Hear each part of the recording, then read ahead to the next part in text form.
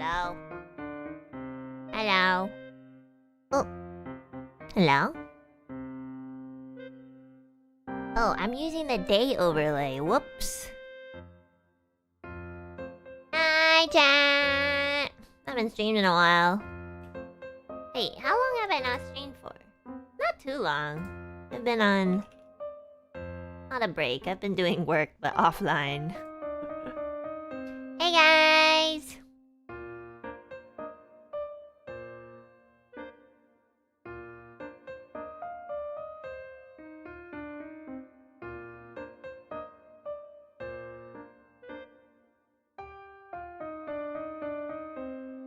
Here, everyone's swamped. Yeah, everyone's a bit busy. Also, I've been going to the doctors a lot. It's like I'm visiting my relatives or something. I see them like I'm seeing my mom. I see them more than my mom. I'm like, bro, can we just be family at this point?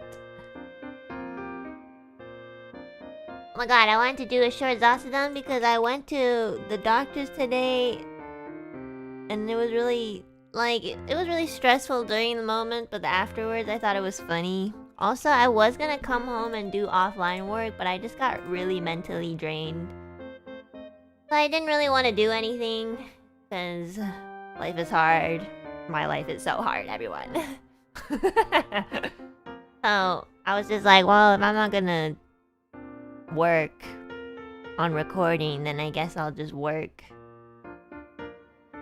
You see, like, there's this voice in the back of my head that was like, you should probably just take a rest. And then I was like, yeah, but I have a funny story to tell anyways. Might as well just do a short Zatadon.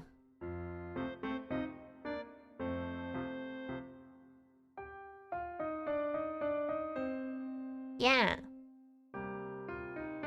I must yap. What's the funny story? Okay, good question. So, I really didn't do much overall today, except literally see my therapist, and then afterwards see, like, a doctor to get an ultrasound. I think I mentioned this quite a bit. But I, like, never stop having my period, which is great. I love buying pads every 2 weeks. So I have to go and check that out because it's getting a little bit too long. So I was like, okay. Not the first time either. Which I'm ashamed to say because that means I should have probably went way earlier. And I don't know, I always think I can fix everything with a lot of sleep, and I've been sleeping really well. Like, I've been sleeping 8 hours. I think I've been eating, like, pretty much okay, like, you know, but my sleep is really good. And it's still doing that thing where it never stops, so I'm like, okay, if sleep doesn't help, then shit. And I gotta go to the doctors, which is like my last resort, you know? Yeah, stress maybe. I hope it's just stress, because, like, if it's not, then I'll never stop thinking about it. I feel like going the process of, like, doing all this, especially with... Look, I know a lot of you guys live in countries that have even worse healthcare, but just let me complain, okay? I have had a long day, so I don't want to hear anyone in chat being like, you're lucky you have good healthcare. Like, yes, I know. Even if I'm lucky, I still want to just complain about it because I'm tired. Okay, like, why does it take 500 years to get your results here? Like, can you just tell me so I don't stress? Literally, I got my blood test and urine test, like, last week. And the nurse literally told me, like, if we don't call you in 2 weeks, that means you're good. If we call you, though, it means there's something wrong. And I was like, that's a terrible way to, like, not give your patients mental anxiety. So, like, every single day I make sure that I don't miss a call because I'm scared that they might call me for something that I, like, you know, potentially have to look deeper into. Literally every single morning, afternoon, and evening, and before I sleep for some reason because I forget that, like, they don't work 24 hours, I'm always looking at my phone like, oh my god, have they called? Like, did they find something in my blood? Like, they haven't called, so I'm like, okay, maybe I'm okay. Or they forgot. Like, that's possible too. You never know. It's like a job interview. I know! I'm like, can you just tell me if something's wrong or not? Can you just call me anyways? You know, just for a peace of mind.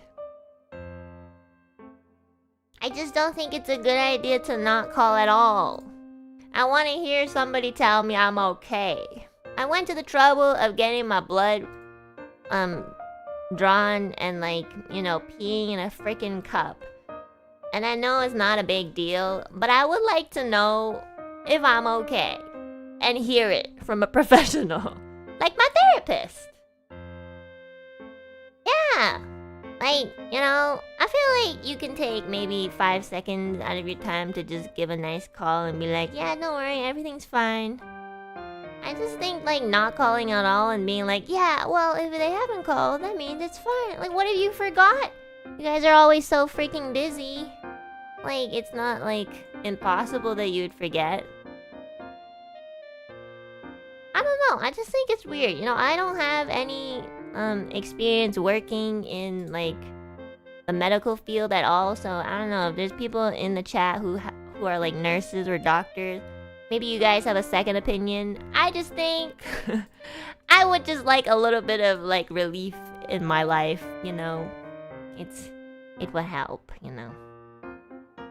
But yeah, today I went to get an ultrasound because that's what they suggested I do. And, like, okay, so today was my ultrasound, and my ultrasound appointment was at 1 p.m., okay? So they give you this sheet of paper. So basically, if you want to get an ultrasound in Canada, you have to get a referral from a doctor, which is what I got. I got a referral, and today was the day I would get the appointment, the ultrasound appointment. So they also give you a sheet of paper in advance telling you how to prep for it. So for me, I just had to drink like a liter of water an hour before my appointment. So if my appointment was at 1 p.m., that means starting from like 12 p.m., I would have to start drinking a liter of water. Anybody in the chat who keeps saying that I'm pregnant, you guys don't understand women. You probably hate your mother and your sister. You probably don't have a girlfriend. And you probably don't know how a vagina works. Or like any female organ works. Literally. I literally just said that I can't stop bleeding. Like, that is like anti-pregnancy. It's not... If I want to get pregnant, that's literally not how it works. So, go back to school. Go to bed. Because you're clearly under 14 years old. Or you're an incel, I don't know. Either way. Maybe both. Anyways. Also, this is definitely how you respond back to somebody who's like, yeah guys, I'm like going through a health crisis. Are you pregnant? Nice. I hope you never say that to your friends. Good thing you are just strangers on the internet. Anyways. So, I have to drink a liter of water before my ultrasound, right? So I think the reason why they ask you to do that is because I think they want you to probably fill your bladder a bit so that there's like water in there so that it's so I think that's how it works, because ultrasound uses sound for imaging. So if you put a little bit of water in there, there's sound. Is that how it works? I have no idea. Yeah. The ultrasound, yeah, the liquids like move around in your bladder and then helps create the ultrasound image better. So it makes sense. Yeah, so they tell me this is so funny. And like afterwards I think about it and I think it's really fucking funny. But like, they tell me that I have to drink a liter of water before the ultrasound, right? So at 12 p.m. I like make sure I drink a liter. I'm not chugging it. I'm not chugging like a liter like I'm like drinking it like in intervals. Like I'll drink a little bit at 12. 12:15, I'll drink a little bit more. And then up until like 12:30, I've basically almost reached a liter, okay? That way, the water doesn't go through so fast and then you don't like have to like fucking piss your pants. Well, that was my plan anyways, and it worked because by the time I got there, it was like 12:50 p.m., which is like 10 minutes before my scheduled appointment. So like, I was like, cool, got there 10 minutes early. I don't feel the need to really pee right now, but like I do feel the pee, like the water is in my bladder, like, you know, it's comfortably full. So that's good. So then it reaches 1 p.m. and I'm like, okay, like it should be about time, you know? It's about like they'll probably call me in soon. It's fucking 1:15 p.m. I'm still sitting there. I'm like, shit, I have to pee. Like, you said an hour before, it's an hour and 15 minutes. And I'm like, okay, it's just 15. You know what? Every fucking clinic and hospital is always backed up. Okay? So, yeah, I can do it probably like maximum 10 more minutes. They'll call me. That's why I keep telling myself. I'm like, okay, I'm feeling it now. I'm feeling the leader in my bladder. I'm like, we can't. This has to happen soon. Okay? So like, it's fucking 1:30 p.m. and they still haven't called me, so they're basically like 30 minutes late. So, you know what? I was just like, okay, now I gotta piss. Like, if I don't piss in the next 2 minutes, like, I don't know how this is going. I was like, okay, there's two things that I could do. I literally was so strategic about this. I sat there in the waiting room like a fucking mathematician. I was like, this is what we can do. We can take a gamble. They might call us in the next 3 minutes, and that's good, because I really have to fucking pee. Or you can go to the bathroom right fucking now, pee out about 200 milliliters, because you have 200 milliliters left in your water bottle. I bought a water bottle just in case, you know, I don't know, just in case I was thirsty or something. I had a water bottle, and it had about 200 milliliters of water left. So I was like, okay, if I just pee out 200 milliliters and then just like not the whole thing and then refill myself with this water, because if they're gonna take like 15 to 20 more minutes, which I feel like they might, then that would work. But like, I literally was doing calculus with my bladder. I was like, yeah, the whole time I was waiting there for like half an hour, plus the hour before that when I was just drinking the water.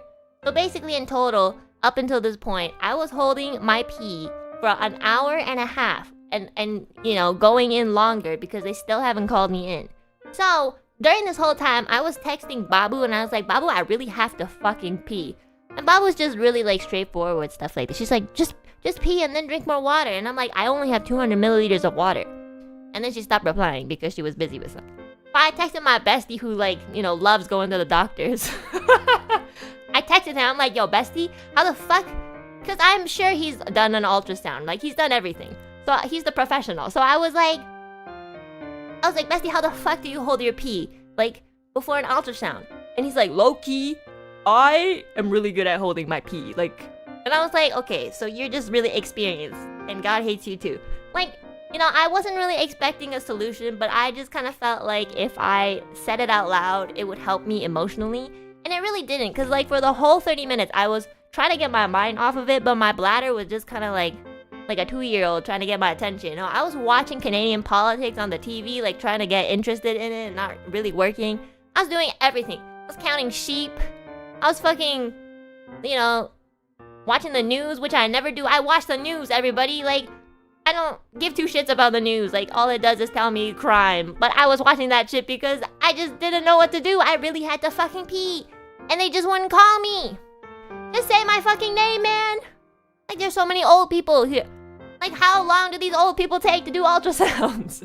So I was like, okay, Enna Alouette, we can't hold this anymore. Because, you know what? We might go in for a fucking ultrasound, you know, screening and come out with no problems. But because of this, holding my pee, I might just come out with a UTI instead. So, like, what is the point? Like, I went to the clinic to make sure that I wasn't sick, but, like, I just come out sicker. Like, no. So I was like, okay, you know what? I'm gonna pee out 200 milliliters. Okay? So, you know, so I told you guys last week I had a blood test and a urine test. I remembered while peeing in that cup, because they had like a measuring thingy. I remembered while peeing in that cup how long I had to pee to reach a certain point. So in my head, I like re-simulated that. I wasn't peeing in a cup, don't worry. I peed into the toilet. But I knew how long I had to pee for it to be approximately 200 milliliters because my brain, like every fucking neuron in my brain just woke up. Like they were like, we need to fucking pee and we need to make sure that we don't pee too much so that the ultrasound screening doesn't not work. Like I was legit, this is the first time I've ever used math in my life. I was like, I will 100% pee out 200 milliliters and then I will replace that 200 milliliters with the water that is left in my water bottle right after I pee. And literally I did that. You know, it's so hard to pee and like stop peeing. Like, it's really hard to pee and not pee all the way, you know? I'm a fucking Chad. Like I was texting my bestie, I was like, bestie, I might have to just pee a little bit out.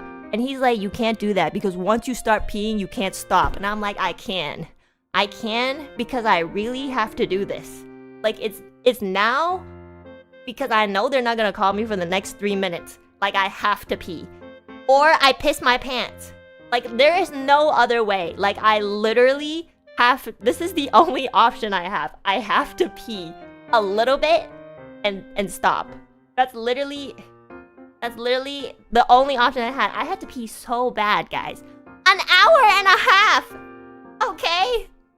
After drinking like 1 liter of water, you told me that my appointment was at 1 p.m. and at 1:30 they still didn't call me. Like, I have to fucking piss, guys. I also, like, thought about telling the nurse, like, hey, I really have to pee. Can I just pee? And you just tell me approximately when my appointment's gonna like come up. And I did. And they were just like, sorry, we don't know because each patient is different and it's just really hard to estimate. And I'm like, you know what's hard to estimate? Like, I don't know if I'm gonna pee my pants at 1:45 or 1:46. You know, that's hard to estimate too. So I'm like, okay, the world sucks. All of you are not problem solvers. So I will do it myself. I went to the fucking bathroom. I peed, timed it so that it would approximately be like 200 milliliters. I was in my head while I was peeing. I was like, okay, the velocity of how fast I pee versus the time versus the seconds that I should be counting down to approximately equal 200 milliliters. Stop now! And it was so uncomfortable because if you guys have never peed and then stopped midway, try it and come back and tell me if you are comfortable or not. Because it was so not comfortable. I was like, what is this like protagonist Chad move that I'm doing? I feel like Deku from Boku no Hero just like activating a new quirk. Like, what the fuck? I've never done that before. It was so uncomfortable. But I did it.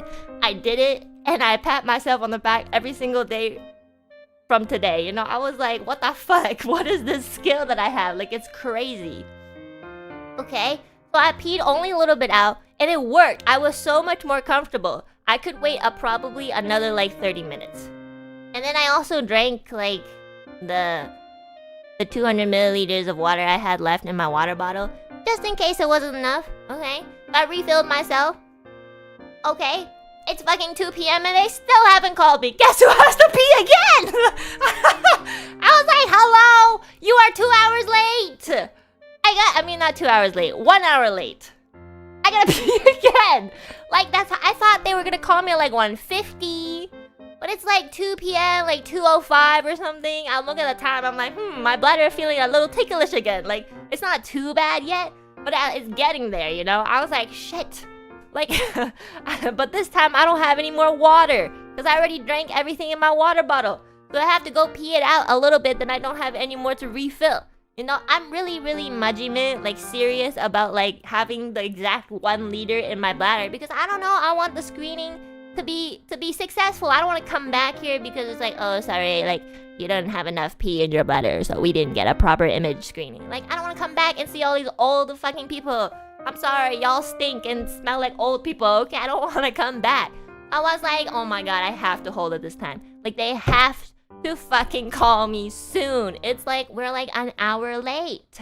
Like, this is crazy. I should have just not drank water until 1 p.m. at that point. But seriously, I had to pee, like, I had to pee again, but it wasn't as bad as the first time. So I was like, okay, I can hold it a little bit more. And like, finally,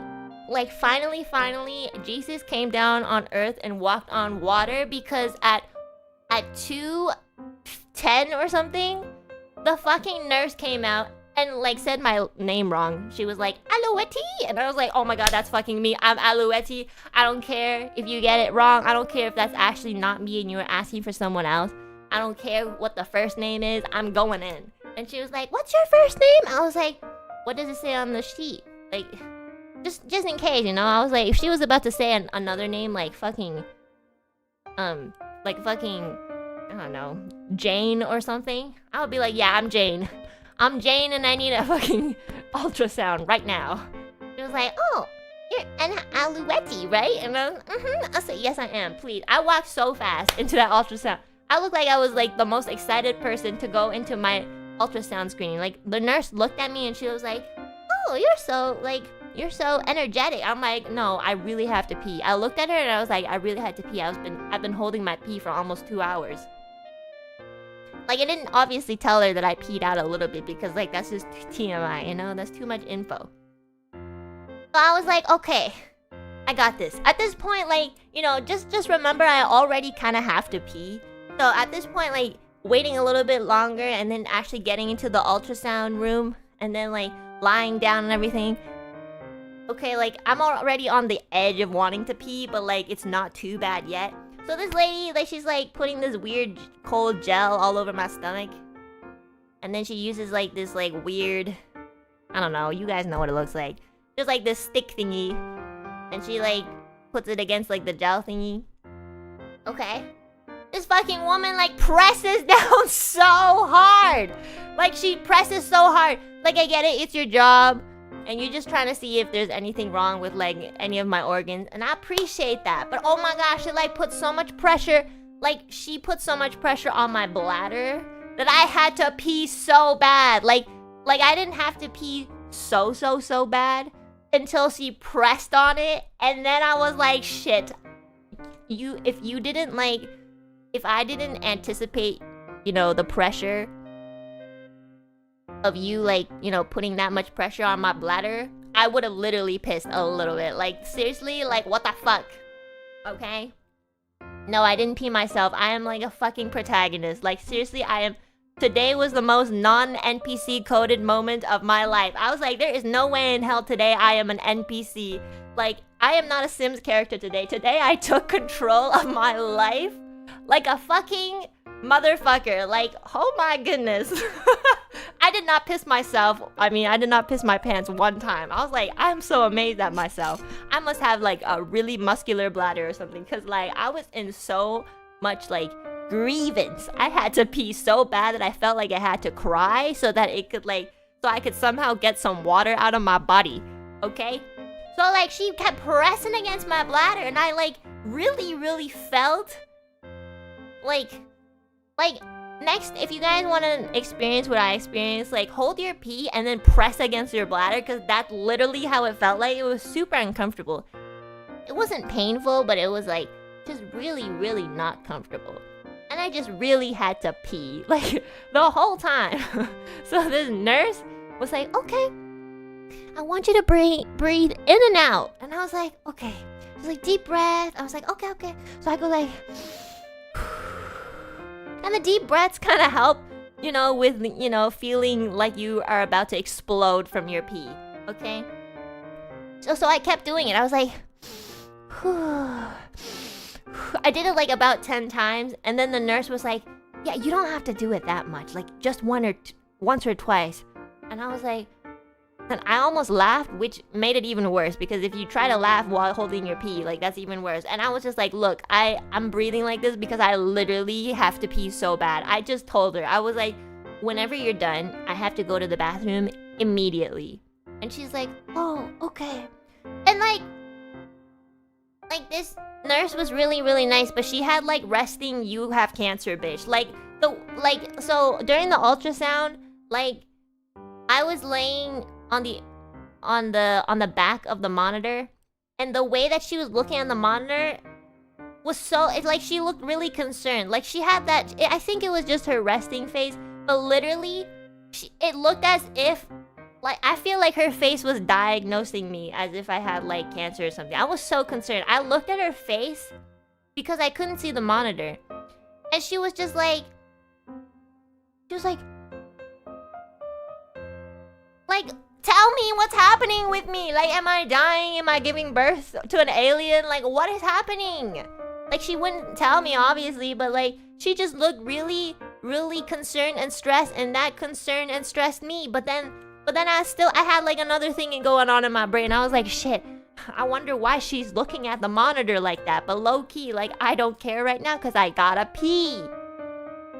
So like she was like taking like a whole good 10 minutes to like do the screening. In my head, I'm like, oh yeah, okay, she's really going through it. You know, it's working. You know, there's a lot of fucking water in my bladder, so there must be good like sound imaging coming up. Like, there's a lot of water in there. I feel it with every fucking bone in my body. Okay, like okay. And then like I was like, after 10 minutes, I was like, sorry, I really have to pee. Like I actually can't hold it anymore. Like, and she's like, can you give me 2 more minutes? And I was like, yeah, I can give you 2 more minutes.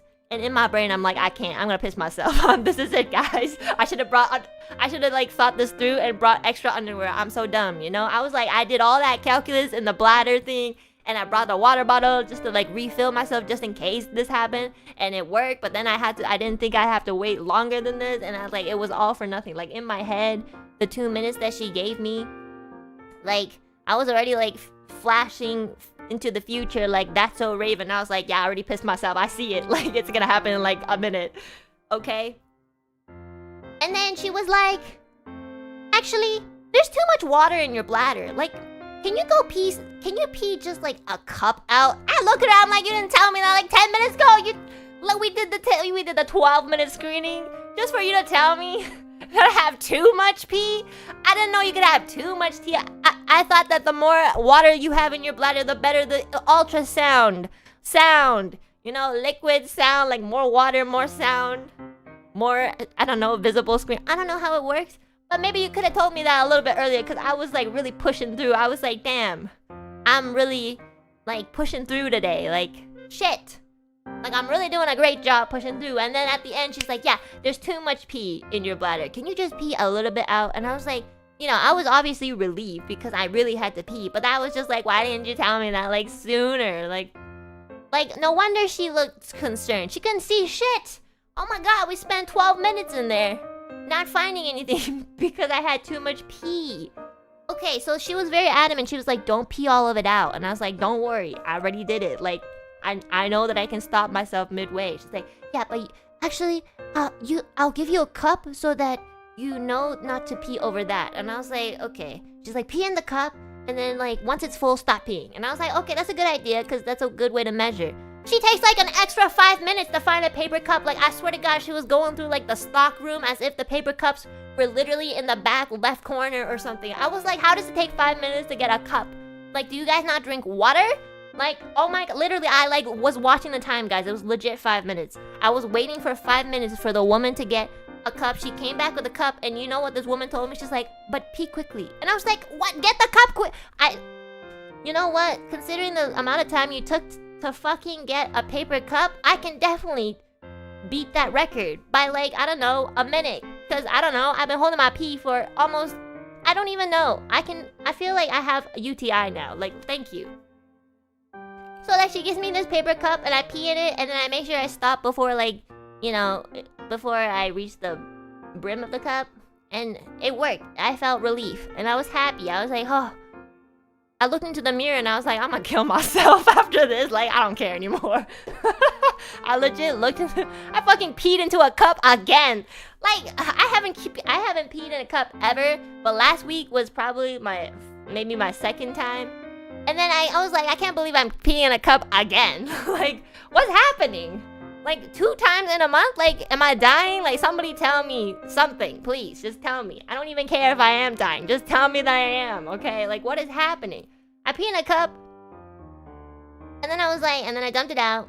washed my hands, looked in the mirror, and I was like, damn, I should just end it here. Like, I'm so tired. Oh my god. Like, I thought it was just an ultrasound. Like, this shouldn't be this stressful. I like opened the door and she's like, okay, lie back down. And I was like, okay, I feel better. She's like, do you feel better now? I'm like, yeah, you fucking Lucifer. Like, who the fuck has the biggest grin on their face knowing that I have relief from holding my piss for like almost 2 hours in total? What the fuck? And then she goes back to screening and she's like, oh, it's much better. Like, this is the perfect amount. And I was like, that's good.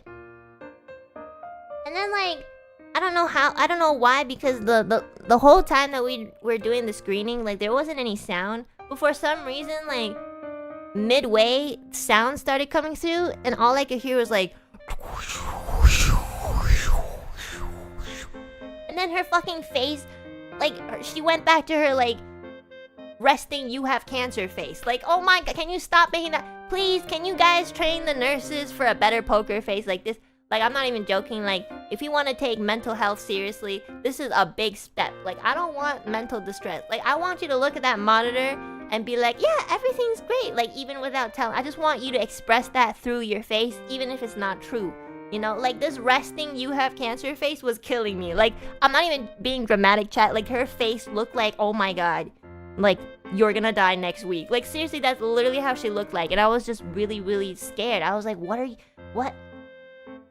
is going on in there? Like, and then there was sound going on too, and I was like, okay, this must be like the sound of just like the ultrasound screening. Okay, I was like, okay, yeah, it sounds like we're in the fucking deep ocean, and the room was super dark, and she just had like this resting you have cancer face, and I was just like, what's happening? Why does it take so, like, she was taking a long time too, so I was like, shit, if she's taking a long time, maybe she's just being really thorough, or she's just like, you know, trying to find something. I was like, oh my god, like, what's happening with me? Okay? And then she's like, okay, we're done the screening. I'm gonna measure how long your bladder is. So, I need you to pee everything out. And I was like, what? You want me to pee everything out? I can find... Like, she said that and I thought she was like the goddess of pee. I looked at her, I'm like, Can I really pee everything out? And she was like, yeah, I need you to pee everything out so that I can measure your bladder. And I was like, oh, thank you, great lord, thank you. Like, literally, I went to the bathroom, I just peed everything out, and I like sat there for like an extra 20 seconds, like literally praying and saying thank you to God. I was like, thank you, God, thank you, Jesus, thank you, Buddha. Thank you to my mom and dad. Like, I don't know what I was doing, but I was in there for a good 20 seconds. Like, just being grateful, you know? Like, I thank you for letting me empty out my bladder after I was holding that. Literally holding it for, like, over 2 hours, like, in total. And I guess I was, like, taking a little bit too long, like, being grateful because she knocked on the door and she's like, are you okay? Which means, like, hurry the fuck up. We have more patients. And I'm like, okay, when it comes to the younger folks, you don't want to take your time. When they're old, you don't want to force them. Okay, like, that's totally fair. So, like, I came out and I was finally pee-free.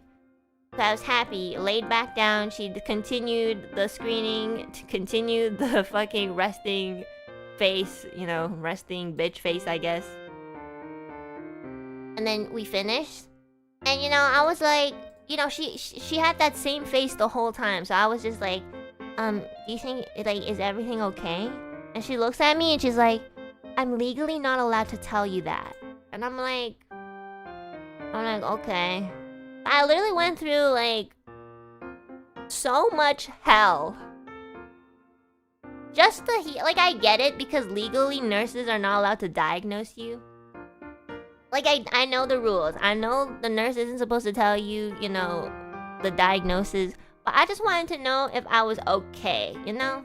Like, I get it and it's understandable, but I also hate you. I hate every doctor that's alive right now. I hate the world. I hate myself. Like, why do I come here? Try to piss and, like, hold the other half of my piss twice. and like just not know anything.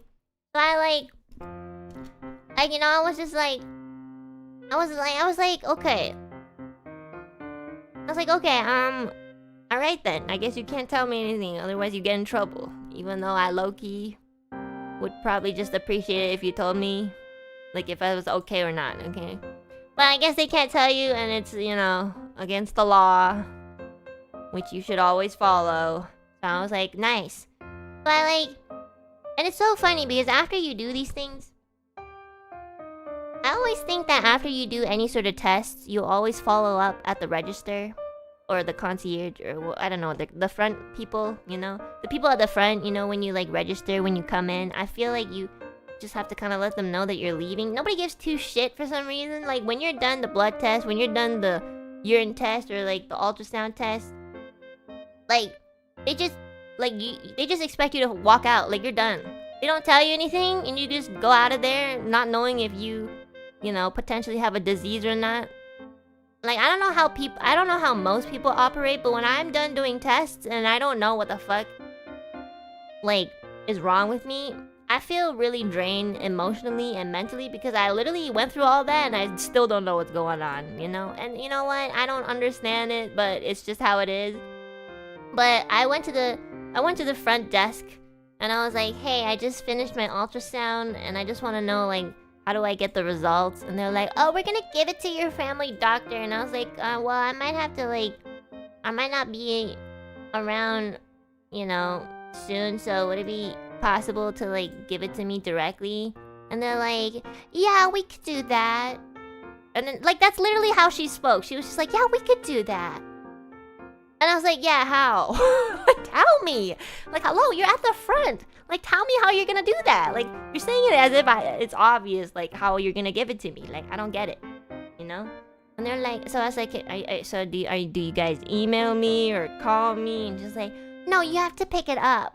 I'm like, okay, I have to come all the way here, pick up the results, and go back. Like, I don't know how it's gonna work. Like, do they give you like a in-depth document on what's wrong with you? So I was just like, okay, I guess I'll just come back. She's like, "Yeah, maybe like come back, maybe 2-3 days, and we'll probably have it ready." So like, I have to like guess when it's. She didn't even give me like a time date. She was just like, "Yeah, about like 2-3 days, we should have it ready, and then you can like come pick it up." And I'm like, I was like, "Are you sure are you sure the results will be ready in 3 days?" She's like, "Yeah, usually it is." And I was like, what if I spent like $20 on an Uber ride to come here and you tell me that the results are not ready? And she's like, "Well, usually in 3 days it's ready." Like low-key, I was like, okay, I know who's NPC coded today. I'm not NPC coded today because I've been doing all these like protagonist shit. But this side character was really giving me a lot of NPC coded responses. So I was just like, you know what? Okay, you know what? I'm just gonna call first in 2 or 3 days, make sure my results are there, and then come. I was like, okay, problem solver. I get out of there. Okay, I go home. I literally went home, dropped my bags on the floor, and then I was like, okay. I like gave the biggest sigh of my life. Well, I gave the biggest sigh that I have done in a while. And I was just like, yeah, I hate it. I hate everyone. I hate my life. I hate everything. Well, I feel so like, I don't know why, but I feel so violated. I'm like, wow. Went through all that, came home, still don't know what's happening. Period started again, and I'm like, alright, 2 to 3 days. Like, what am I supposed to do if I get the results? Like, what if it, like, I swear to God, they just give me the picture and I'm supposed to decipher it myself. I'm gonna be like, what the fuck? Yeah. I'm like, okay. So I guess I have to anticipate potentially being really sick or not. I don't know. That's great. I was like, do people understand that like this sort of thing is very mentally taxing, or like do they know but just don't care? I guess maybe they just don't care, low-key, and I'm like, yeah, okay. So I hope don't even know. I literally was just like, why was that so much more stressful than I thought it would be? I literally was just like, I've done an ultrasound before when I was really young, so I knew how it worked. And it's not painful at all. It's not scary. But for some reason, this time, like, it was just so stressful. Like, the fact that I had to pee twice, but not all the, like, completely empty my bladder was very torturous. Like, I was, like, super uncomfortable.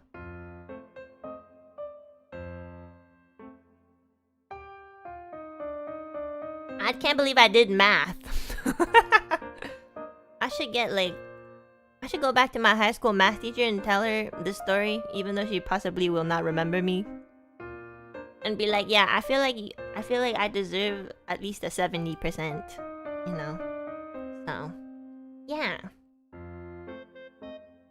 Honestly, that might happen. They might not be able to tell you anything. It has to come from your doctor. I know! I mean, I don't think that's a problem. I do think it makes sense that your doctor is supposed to tell you. I just kind of wish they would do it the day of. Because in Japan, they do it the day of. I've done an ultrasound in Japan and the doctor just comes around to every room and looks at it and be like, yep, you're good. Or, yep, you're not good, you know? So I'm used to that. But here, it's like, okay, if we call you in 500 years... it means there's something wrong. But if you wait 1,000 years, you're good. I'm like, okay. Alright then. What if I die between the 1,000 years? I told my dad this and he was like, yep, that's Canadian healthcare. And I was like, great.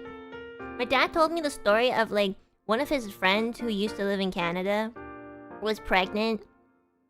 And like, she did a test, and the test showed that potentially her baby might have something.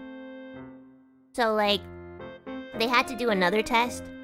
But the thing is her next test to verify if her baby was, like, in danger or not was literally in 12 months. And she was pregnant. She was already, like, 3 months pregnant at that time, so that literally didn't make any sense. And my dad told me the story, and he was like, yeah, like, that's literally Canadian healthcare. Yeah, so she had to wait for this test that would happen in 12 months to her baby that was already 3 months old in her stomach or her womb. So she gave birth to the baby, obviously, before the fucking appointment even happened. And miraculously, nothing was wrong with that baby, so that was very, very lucky. But literally, that's what it is sometimes. It's like... it just doesn't make any sense. And the fact that they would just, like... kind of like the fact that I think like that was even like an option just didn't make sense because it's like, you know, most babies come out like in 9 months or not, you know. It just doesn't make any sense, okay? Yeah. But literally my dad told me that story and he's like, yeah, I mean, it's been a problem since we moved here, so it's not anything new. And I was like, yeah, maybe I should just do things. Like, obviously, if I were to, like, get myself checked out, health-wise in Japan, it would cost more because I'm a foreigner. But I think, low-key, I think I might prefer it just because, like, it's faster. And I can just know. And yeah.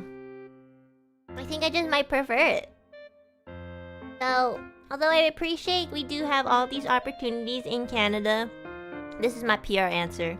I appreciate that we are one of the countries that have, like, decent healthcare, which is completely true, and that we even have the opportunity to even have, like, you know, healthcare and free healthcare, which is, like, free in money, but not for your time. But... you know, sometimes it really is frustrating because it's so stressful.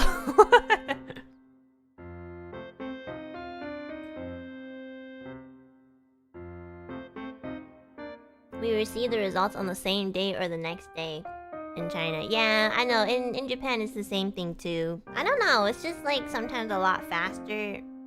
I don't really know why we operate like that, but it's probably because we don't have enough doctors or something. I don't know.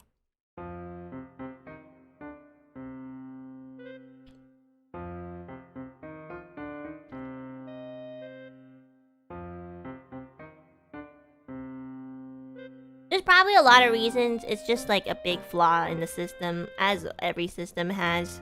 Just kind of sucks for... It just sucks because you can't do anything about it, but like... You know, I guess it's good that I even get to check. Even though I had to hold my pee for 2 hours. Next time I do an ultrasound, I'm gonna remember this fucking experience, and I'm gonna drink literally like 20 minutes before my appointment. Just in case. Because I swear to God, they're always late anyways.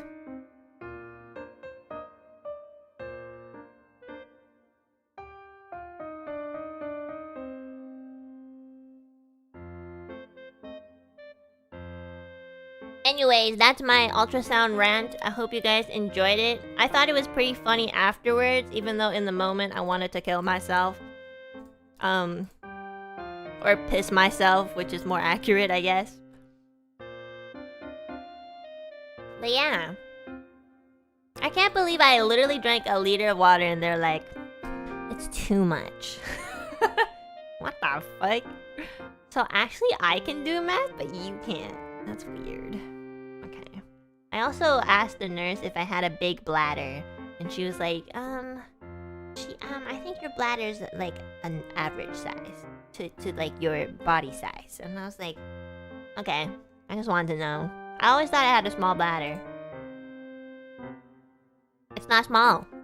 Actually, after this experience, I know it's not small.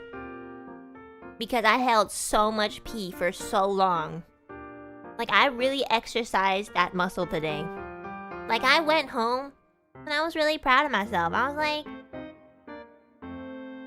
that was such a protagonist move. I don't know what that means. I literally just like, I always say this, but I'm like, if I ever do anything super difficult, but like do it, and don't make fun of me. Like, seriously, like if you were making fun of me, like try peeing halfway and stopping, and then like holding that pee for like 2 hours, and then doing it again. Like, do it. It's so uncomfortable. Try peeing and like stopping midway. I don't know who I was in my past life, but I think I might have been like some sort of like Buddhist or not Buddhist, sorry. What's it called? A monk. I feel like I was some sort of monk because I was meditating.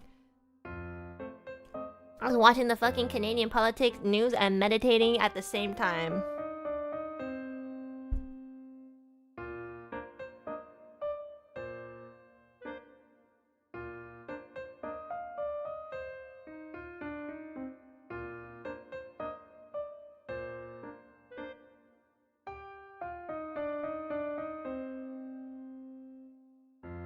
I am so grateful that I can pee whenever I want now that I'm home. I have never been so happy. When I got home today, I was like so happy. But literally, I didn't really do much. I just went to like the therapist and then the doctors. But just those two things like made me so tired today. I'm not like physically tired or anything, but I'm just like so drained. And I was thinking about using the rest of my day to catch up on some offline work, but I really was just not feeling it. I was like, yeah, fuck it all, man. Fuck it all.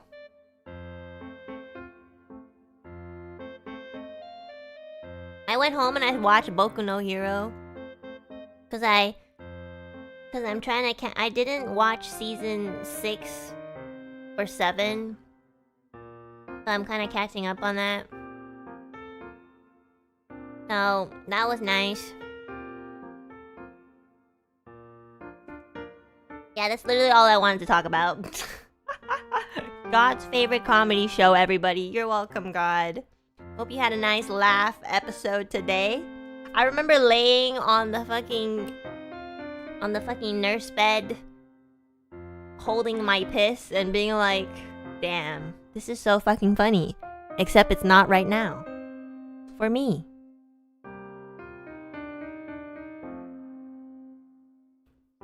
I just can't believe I like pissed it out the first time, felt a little bit better, and then I had to piss again because that's how long it took for them to call my name. I was like, damn, you can't be serious. Like, I have to pee again? That's crazy. Oh my god.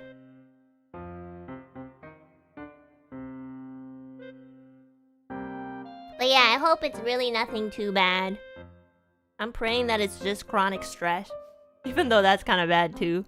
I feel like that's something that I can control. And I really, really don't want to have like surgery. Because y'all know, like, I'm so bad with stuff like that. I had to get my wisdom teeth pulled out and I was freaking out like 3 months prior. Like, I really, really don't want to get surgery. Watch me say that and they're like, yeah, you might have to get surgery. Like, oh my god. Please, I'm knocking on wood. I don't want to do any of those things, please. I'm so scared.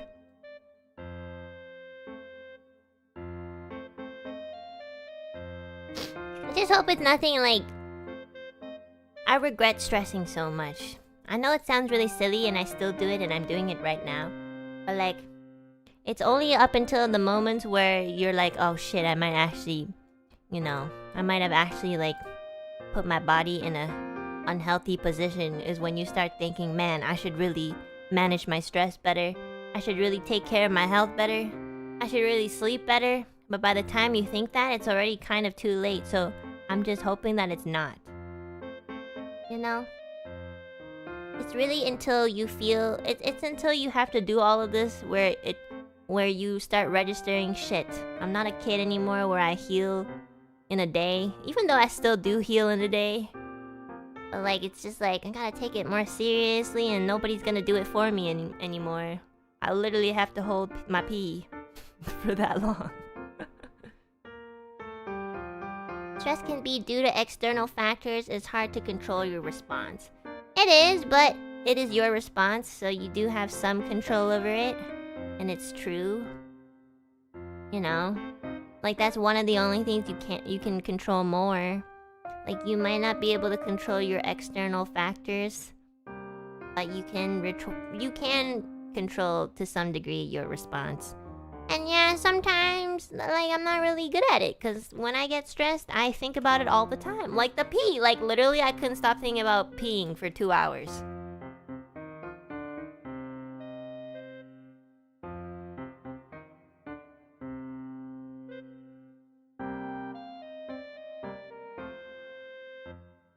Maybe more anxiety than just stress.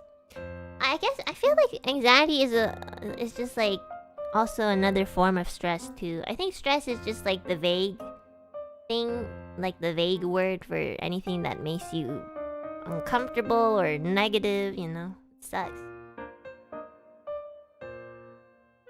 This story reminded me that I never got my strep throat swab results on my provincial health records app, despite being told that I would. You should follow up on that, especially because you like went to get tested. I'm sure they still have your results if they like, you know, recorded it, which they legally have to, no? But yeah, like stuff like this does happen, and I feel that. You should probably follow up though. It sucks. I hate being an adult. I like it better when my mom took me to the doctors and she was more concerned about my health than I was, because I didn't even think about anything. I was too young. Remember those days where, you know, our parents and guardians would just stress for us? And then all we had to do was fart and eat and just think about, like, the next episode of Naruto. The only thing that was stressful for me, besides the fact that my mom was schizo, was school and, you know, socializing with other peers. And honestly, yeah, that is really stressful. But not as stressful as, like, being an adult. So, yeah. In my 30s and I still don't know my blood type. Why? I love how there's a dabbing emoji. Bro, the way I see it is if I die, I die. I know, I wish I can think that way, but if I die, a lot of people will like, mom, well, who's gonna take care of my mom? Like, hello? Also, I think if I die, my dad might actually, like, be really traumatized. He's already gone through so much. If I die, he might actually die too, just from, like, I don't know, a heart attack or something. I think about that and I'm like, shit, I can't even die. Damn. My parents are not in a position where if I died, they would be at peace, you know? I know they might move on, but like, I don't think they will. You can't go before me, bitch. I hope I go before you. Don't go, bitch. We need to be representatives of depression on this earth. We gotta remind everyone how to be depressed but still slay, you know? It is possible to be depressed and still slay. Look at Uki. Look at me. I held my pee twice. We slaying. Are we happy? No. But are we slaying? Yes. All those TikTok kids, they look to us. I think. I don't know. Maybe not.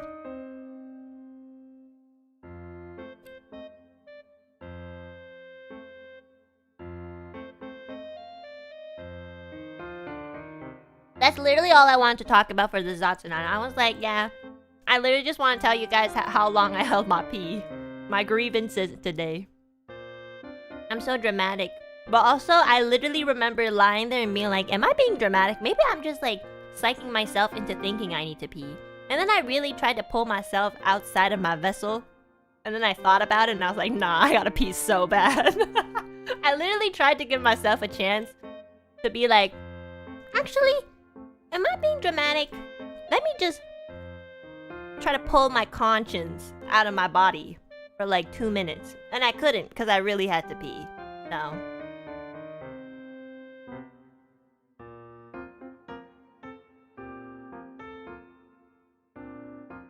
thanks for spending this 1 hour to tell us. Yeah. I mean, the only other thing I've been doing is offline work, so it's not really that interesting. I am about to finish, though. I just need to really dedicate probably another day. Probably tomorrow. I think, like, if I can finish early tomorrow, maybe I'll play some Elden Ring. I have not touched Elden Ring for, like... I feel my mental illness coming back. I'm like, shit. What's happening? I talked to my therapist this morning and I was like, yeah, no, I feel really anxious lately because I've been seeing all these doctors and I'm not getting any answers. And she's like, yeah, I hope everything's okay. And, you know, it's great that you're looking after yourself and just know that if you don't know, don't think about things that you don't know yet. And I was like, that's good advice. And then I was like, yeah, and she asked me a question. She was like, has anything changed lately that have made you more anxious? And I was like going through my brain files and thinking like, what is the difference lately? And I was like, shit, I have not been playing this one game that I've been playing that really helped with my mental depression. And I told her that I tried to tell her that without smiling or laughing because I do think it's ridiculous to say. But it's kind of true. I was like, yeah, I haven't been playing this game that has been really helping me with my mental health. And she was like, oh, no, don't think that's silly at all. We all need that. We all need a place to feel, you know, to have like a hobby or something to do to make you feel like you can vent it out, or like just a place where you can, you know, feel joy. And I was like, yeah, do you know Elden Ring? And she's like, no, I don't know. I don't play games, but tell me about it. And I was like trying to tell her about it. I was like talking about it and I was like, yeah, I haven't touched it in like almost a week. Or I don't know actually, I'm not sure. No, yeah, almost a week. Like maybe more than a week. I was like, I haven't touched it for like a week and I feel like I feel the mental illness coming back. And she was like, okay, so do you have a goal in mind of what to do when you eventually complete the game? And I was like, I don't know, I might just like have more sessions with you. And she laughed at that and I appreciated that because I was like, that was low-key kind of funny to say because it's kind of true. I was like, yo, when I'm done Elden Ring, like you're gonna get more money because I'm coming back like 4 times a week. And she was like, ha ha ha. But is there something else that you could potentially do that gives you the same feeling when you play Elden Ring? And I was like, no, absolutely not. No, it's just not there. I don't know, I could try to find it. And just like, yeah, think about it, and then on our next session think about like, let's list a few things that could potentially give you the same feeling that you feel when you play Elden Ring. And I was like, okay, I'll make a list. And I tried to make a list while I was holding my pee in the clinic, and I couldn't make a list because I really had to pee, but also because I couldn't think of anything too. Like, yeah.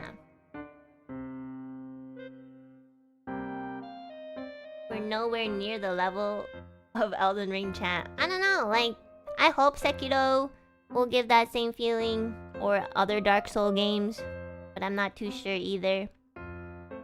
But I pray. I hope I don't die before I get to play Sekiro.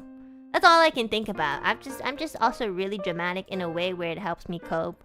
I'm like really worried about my body, but like I can't really do much about it, so I keep making these jokes like, oh my god, guys, I'm gonna die in 2 weeks. My friends are all like, you're gonna be okay, you should be okay. And I was like, why? Do you know how much stress I go through? I just don't express it. Maybe this is the accumulation of me being too independent and taking in everyone's stress, and now it's turned into a huge tumor. Like, this is literally, it would make sense, I'm gonna be honest. I was like, you know, and I was like, yeah, shit. I knew this would happen. But I mean, like, I don't know if this will happen. I just really hope it doesn't. I'm so scared. I hate going to the doctors.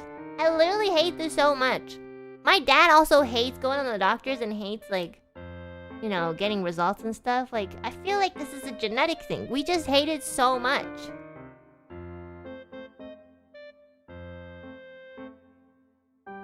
You just need a husbando. I feel like you joined in literally just now and have no idea what I just talked about. Or you're 14 and you need to go to bed. Go to bed.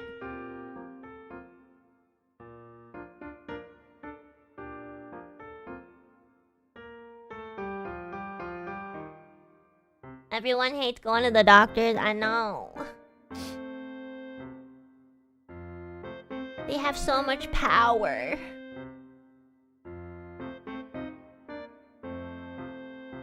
The thing is, if you don't go to the doctor, then when you do go, you have to RMR some shit. I don't know what RMR means, but I kind of get what you mean. Like, you don't want to wait until, like, there's actually a problem. You should just get, like, checkups, and then you find stuff early, and then you can, like, deal with the earlier things. And, yeah, it makes so much sense. And in my head, I'm also, like, logically, it's less stressful doing that, too. But then, like, you know, again, like, today, the ultrasound, very simple test. So stressful. Nobody's fault, you know? It's no one's fault. It's not the nurse's fault for looking the way that she looked. And she was actually really nice. But, like, you know, it's just like, life sucks. That's about it. No one is at fault. It's just that life sucks. That's it. Yep, that's it. They say you should never hide from your health issues. Yeah, every day I go to the bathroom and I bleed, and I'm like, yeah, it's not bleeding. Pull my pants back up, wash my hands, stream as if I'm not losing nutrients every second of the day. That is like the most, like, that is probably the unhealthiest thing you can do, and I would never recommend that for anyone else. But, like, I really like to put myself in a denial. I'm like, yeah, if I sleep, it'll be fine. I take 3 days off, it should be better. And then it doesn't work, and I'm like, well, shit. Uh-oh.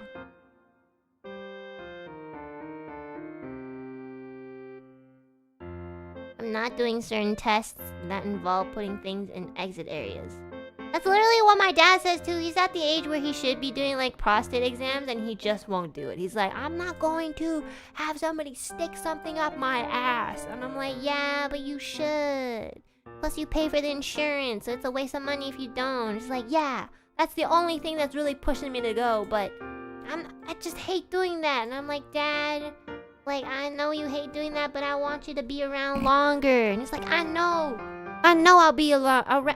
I know when I get sick. This is the most Chinese thing anybody can ever say, and I'm sure anybody who has like a really like very Asian parents understand exactly what I mean. But like Chinese parents or Asian parents in general, Like, they always say this. They're like, I know when my body... Like, I know when there's something wrong with my body. Like, I don't need to check it out. And I'm like, look. Stop. Stop. Like, I don't like to go to the doctors, but just stop, you know? They're like, yeah, I know my body the best. It's like, no, you don't, because you're not a doctor.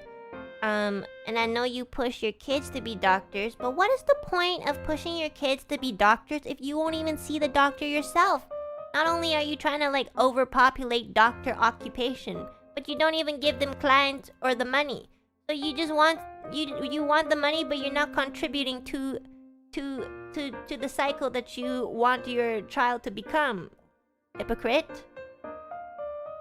Actually, true. Yeah, I'm like, it does make sense. It's like, you don't go to the doctors, but you want your kids to be doctors? Like, so do you think that, like, if you live in a community where everybody thinks like you, do you think your kid being a doctor would make much money because you people exist? Exactly. Like, does that make any sense? No. But thankfully, my dad doesn't want me to be a doctor because he knew from the age of 3 I was a little bit too stupid, so I don't have that problem, actually. My aunt wanted me to be a doctor, but she's my aunt, so that didn't work either. My aunt was like, Enna should be a doctor, and my dad was like, no. And my mom was probably also like, no. You know, so my parents knew from when I was a very young child that I was too stupid, and they were just like, yeah, you can't be a doctor, it's fine. Weirdly enough, my aunt believed in me more. She even wanted me to be a lawyer. She's like, I think Enna would be a really good lawyer. She's very, like, passionate about certain opinions. I was like, what do you mean, like human rights or something? Like, what opinions? She literally said that one time. She's like, I think you're really passionate about certain opinions. I was like, I'm not political at all. I don't know what you're trying to say. I was like, what kind of things do you think I'm passionate about? It's like, I don't know, like when you speak about like when you speak about certain things, I feel like you're very adamant on being correct. I was like, about like what? Very obvious things, like, you know, just like, well, like for example, when I asked you to go to university, you're very adamant on not going. I'm like, I don't have money. Are you gonna pay for it? Like, how am I gonna go somewhere if I don't have money to pay for it? Like, what? What do I do? She's like, yeah, you can, like, they have, like, you know, you can, like, get a loan. I was like, you wanna put me in debt so I can come out with a nice piece of paper that might not potentially get me the job that I want? You wanna pay, like, 5 digits to potentially have a better future? No. I need guarantees. I'm so done with potential.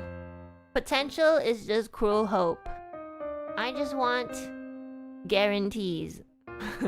And the only way I can guarantee myself is by working the way that I feel makes me the most comfortable. So.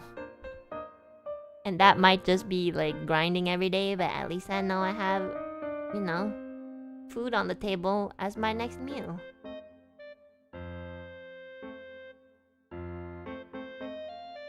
But yeah, she was like, you're so passionate. She's like, oh, and you also... She's like, you also, like, argue with me about not wanting a boyfriend. I was like, it's not that I don't want a boyfriend. I'm just like, I don't think... I'm just not very interested in, you know, anyone. And I was like, how does the... like, literally, you think these are the 2 things that you need to be a good lawyer? Like, complaining about not wanting to go to university and not wanting a boyfriend? Like, what do you think a lawyer does? I was so confused. She was like, no, I just mean you have the spirit for it.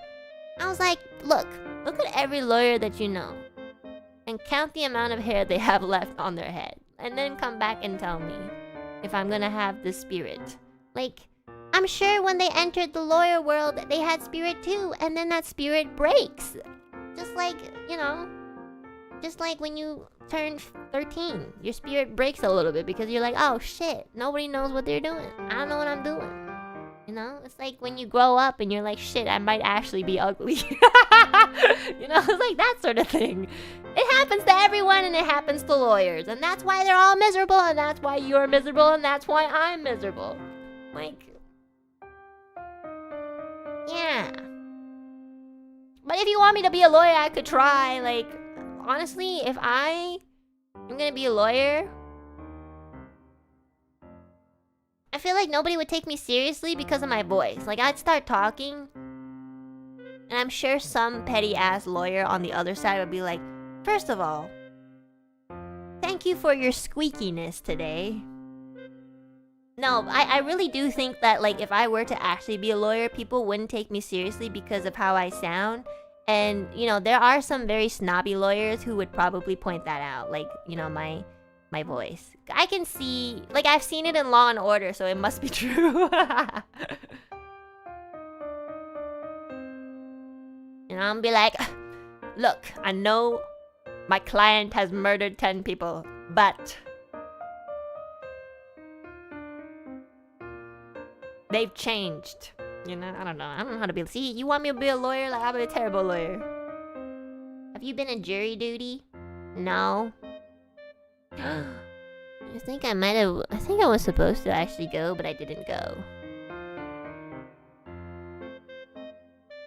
Stop using Law and Order for your police and lawyer references. That's the only thing I know about, you know, from Law and Order. I mean, it's obviously like media, so it might be a little bit exaggerated or different than the truth, but there must be some truth to it, you know. Lawyers can be assholes. I've seen it, like, I've seen a real court thing too, like, and yeah, sometimes they can be assholes.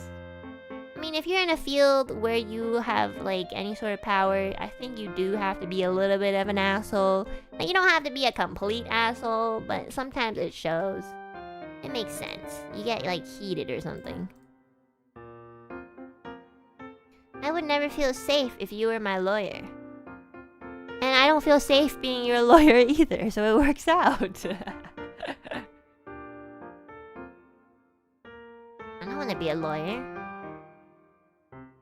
I feel like at one point I wanted to be a teacher, and I was. But then I was like, nah. I mean, I think, like, I'm pretty patient. I know it doesn't sound like I'm patient, but I'm very patient. And you can't tell me that I'm not, because I literally waited 2 hours with a full-on 1-liter bladder of pee. So, every time you tell me that I'm not patient, I'm just gonna bring this story up.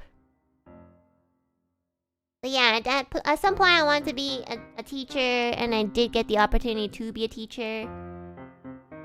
And then I'm still a little bit interested in being, like, a psychologist or a therapist, because, like, I think it's a really interesting field. And also, like, talking to my therapist, I do think, like, it's even more interesting. But I also know it's very emotionally draining and mentally taxing. So I don't want to do that. But, like, if I think about it, this job is also emotionally taxing and mentally draining. So it's just like, it's at that point, it's just like, which one do you want, you know? Which poison? And I'm already drinking this one, so might as well keep drinking it.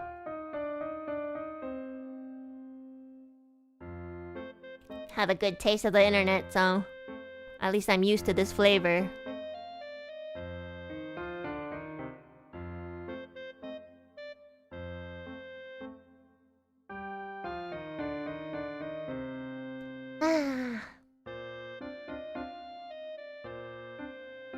At least it's rainbow flavored.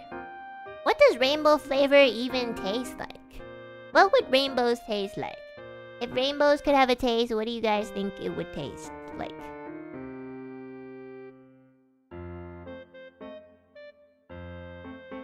Skittles? Oh, right, Skittles! So, like, sweet and maybe a bit tangy. Kool-Aid? Oh my god. Wouldn't it be just puke? Oh yeah, sometimes they do, like, sometimes in anime they do draw rainbows when people puke.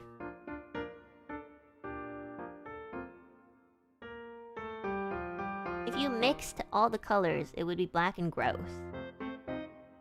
Well, you don't mix it, it's a rainbow. You put it in, like, an order. Oh my god, I forgot I had an emoji where I literally puke a rainbow.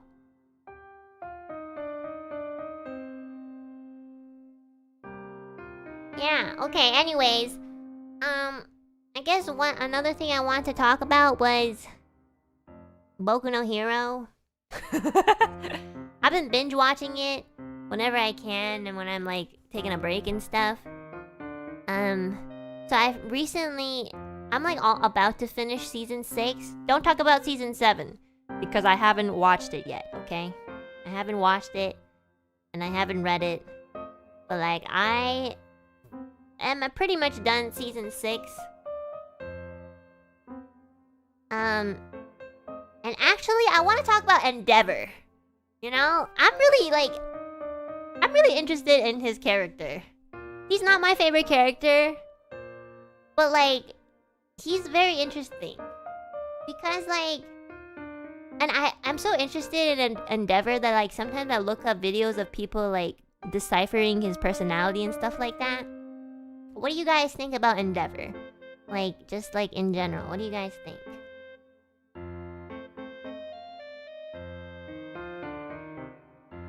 He's a realistic character because he's so flawed. Well, yeah, I feel like a lot of other characters are also pretty realistic. You don't have to necessarily have huge flaws to be realistic. Troubled, evil man. Wife beater. Unforgivable. Yeah, that's what I expected from the internet. I'm not gonna lie. I was watching a lot of videos of people just talking about Endeavor, and I read a lot of the comments, and a lot of people were saying really mean things about him. And I wasn't too sure if it was I'll tell you guys what I know about Endeavor. Like I basically know the backstory of like the Todoroki family and like, you know, a lot of the things that he's done that's obviously very abusive towards his family. Like, so I know all that. I think something happens in season 7, so I'll try not to. I don't really know what happens, but try not to bring that up because like spoilers for me. Thank you. I only really know up until like season 6. And so far like in season 6. Also, if you guys haven't really caught up on Boku no Hero, maybe you guys want to just leave. Sorry. But like, yeah, basically like in season 6, Endeavor like is kind of he's basically realizing that he's a terrible person, and he's really like regretful of what he's done to his family, and he's really going through it. Like he was getting like PTSD seeing Dabby and stuff like that, and like, yeah, and he was like, you know, he even had this moment where he was just like, yeah, like I wish I didn't do this, and I don't know why I did it. Well, I think he knows why, but like he knows why he did it, but like he obviously really much regrets it. I think he's a great hero, but a terrible father, sort of thing, obviously. And that was kind of like his whole character, which is like he's very heroic for, you know, to the public, you know, for people like Hawks, who has looked up to him since they were a kid, but that at the same time at home he wasn't much of a hero and more of a villain, sort of thing. So yeah, I think like his story and his character is really interesting.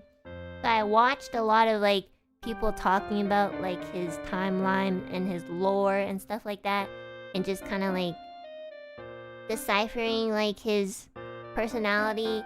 And the thing that is the most interesting to me is like looking at the comments and seeing what other people think about Endeavor. And I don't think anybody's really wrong for thinking this way. A lot of people did say that he's, you know, unforgivable and irredeemable, and he's just like a terrible piece of shit. But honestly, I do agree, but I don't think that's all of him either, because he's just so like, he's not black and white, you know? He's a very, very complex character. Like as much as like, I think people tend to forget that like when a character does something really bad, that's not the only thing about him. Like even if you think about like the most vicious person, okay, except All For One, because he's literally like, even All For One admitted that he just does all these evil things because he wants to. Like the thing with All For One is that he literally admitted to the whole world, it's like, yeah, I just want chaos. That's literally what I want.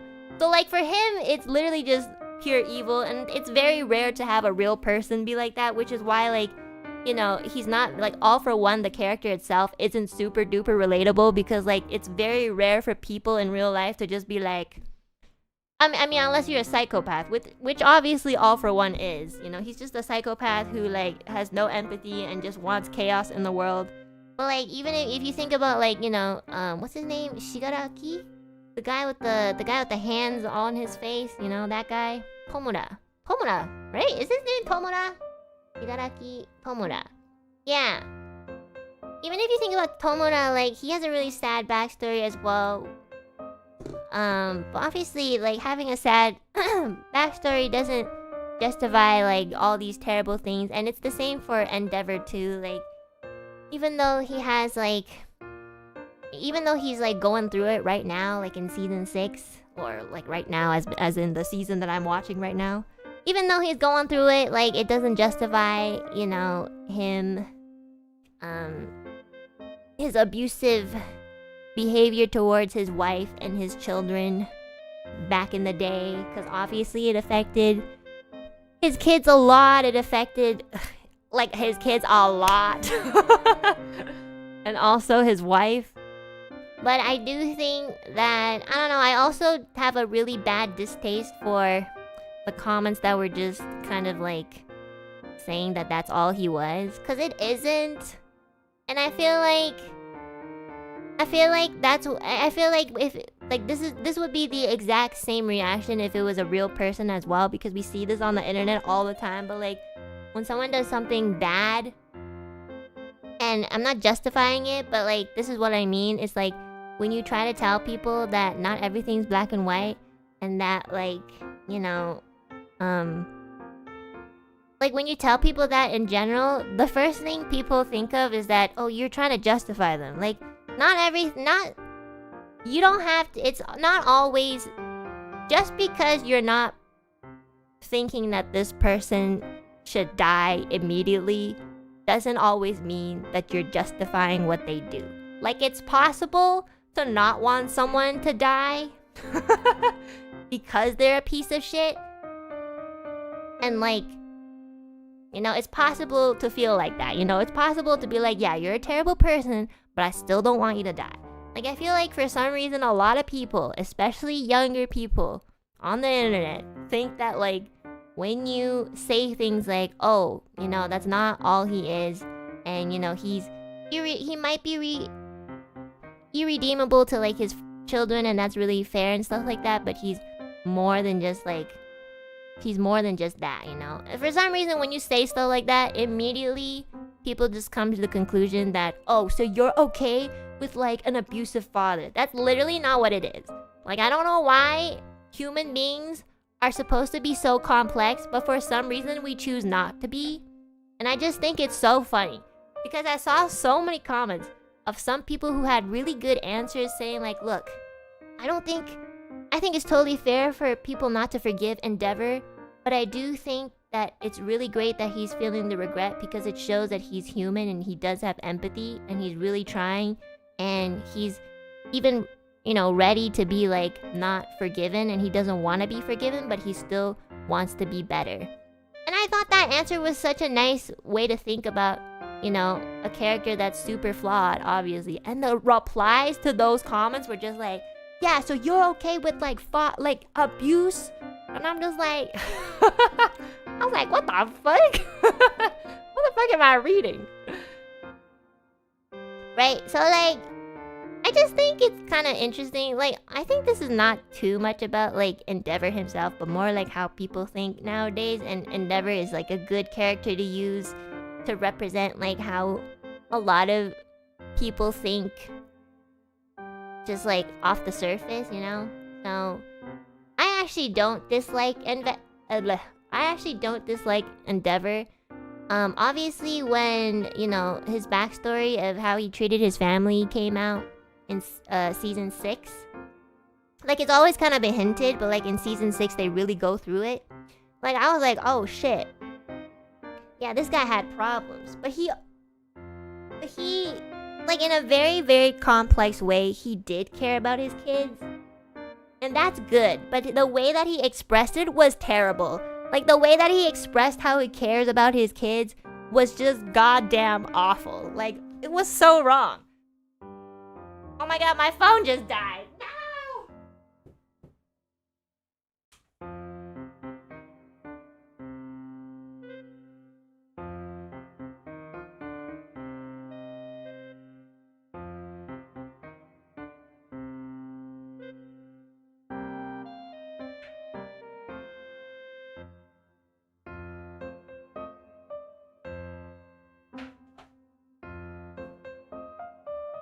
I went to get my charger.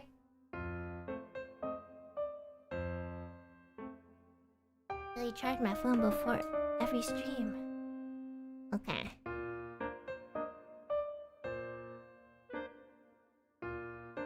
But yeah, okay, going back to the topic. Like... Going back to the topic, like... Yeah, like, obviously what Endeavor did was so terrible. But the fact that he, like... The fact that he super regretted it is so much better compared to... Honestly, a lot of real people who, like, deny that they do anything wrong their whole lives, you know? Like, I think it's really hard to find an actual person who does something bad and then accept that they did something bad and really, really, like, regret it. Versus, like, we have a lot of people who do something so bad that they go through this weird denial phase that they never get out of through their whole life, where they think that, like, it was okay. Or they try to justify it. Because, like, a lot of real people will justify, you know, their terrible actions. And, you know, we've all heard it because it usually comes in, like, the form of, like, I'm sorry, but... And that happens a lot. So I think that, like... You know, seeing a character like Endeavor be super flawed, but also, like, superhuman was really refreshing. And no, I don't condone child abuse or just abuse in general, you know, which he was doing. But... Like, obviously, he was being portrayed as somebody who was trying to, like, trying to really better himself from that. And I think what he said was really nice, too, which was like, I don't expect anybody to forgive me, and if the best thing I can do for my family right now is just not be with them, because it just makes everything more complicated. Like, at some point, I think in one of the episodes, he was even like, I think the best thing to do right now is I'll build a house for you guys to live somewhere else when, you know, the mother returns from the hospital, and then I will live here by myself. Like, he was that dedicated. How much bad/evil can someone commit and still be redeemable? That's the thing. I think that's the problem. I think it's not about the measurement. Like, it's... And you know what? I don't think it's wrong to not forgive him either. I think it's really totally fair to be like, oh yeah, I don't like Endeavor and I just think he's a piece of shit. I don't think that's wrong, you know? I think, like, the way you express it could be wrong. Like, if you're kind of going around being like, fucking, hey, I hope this man fucking, like, gets cut up and then, like, gone through a meat grinder. Like, if you express it like that, then yeah, you're a little cuckoo in the head as well. Like, you're not really doing much better than Endeavor, you know? Like, I think the thing is like, it's fair to feel like you can't like a person like that or like a character like that. Totally, totally fair. Makes so much sense.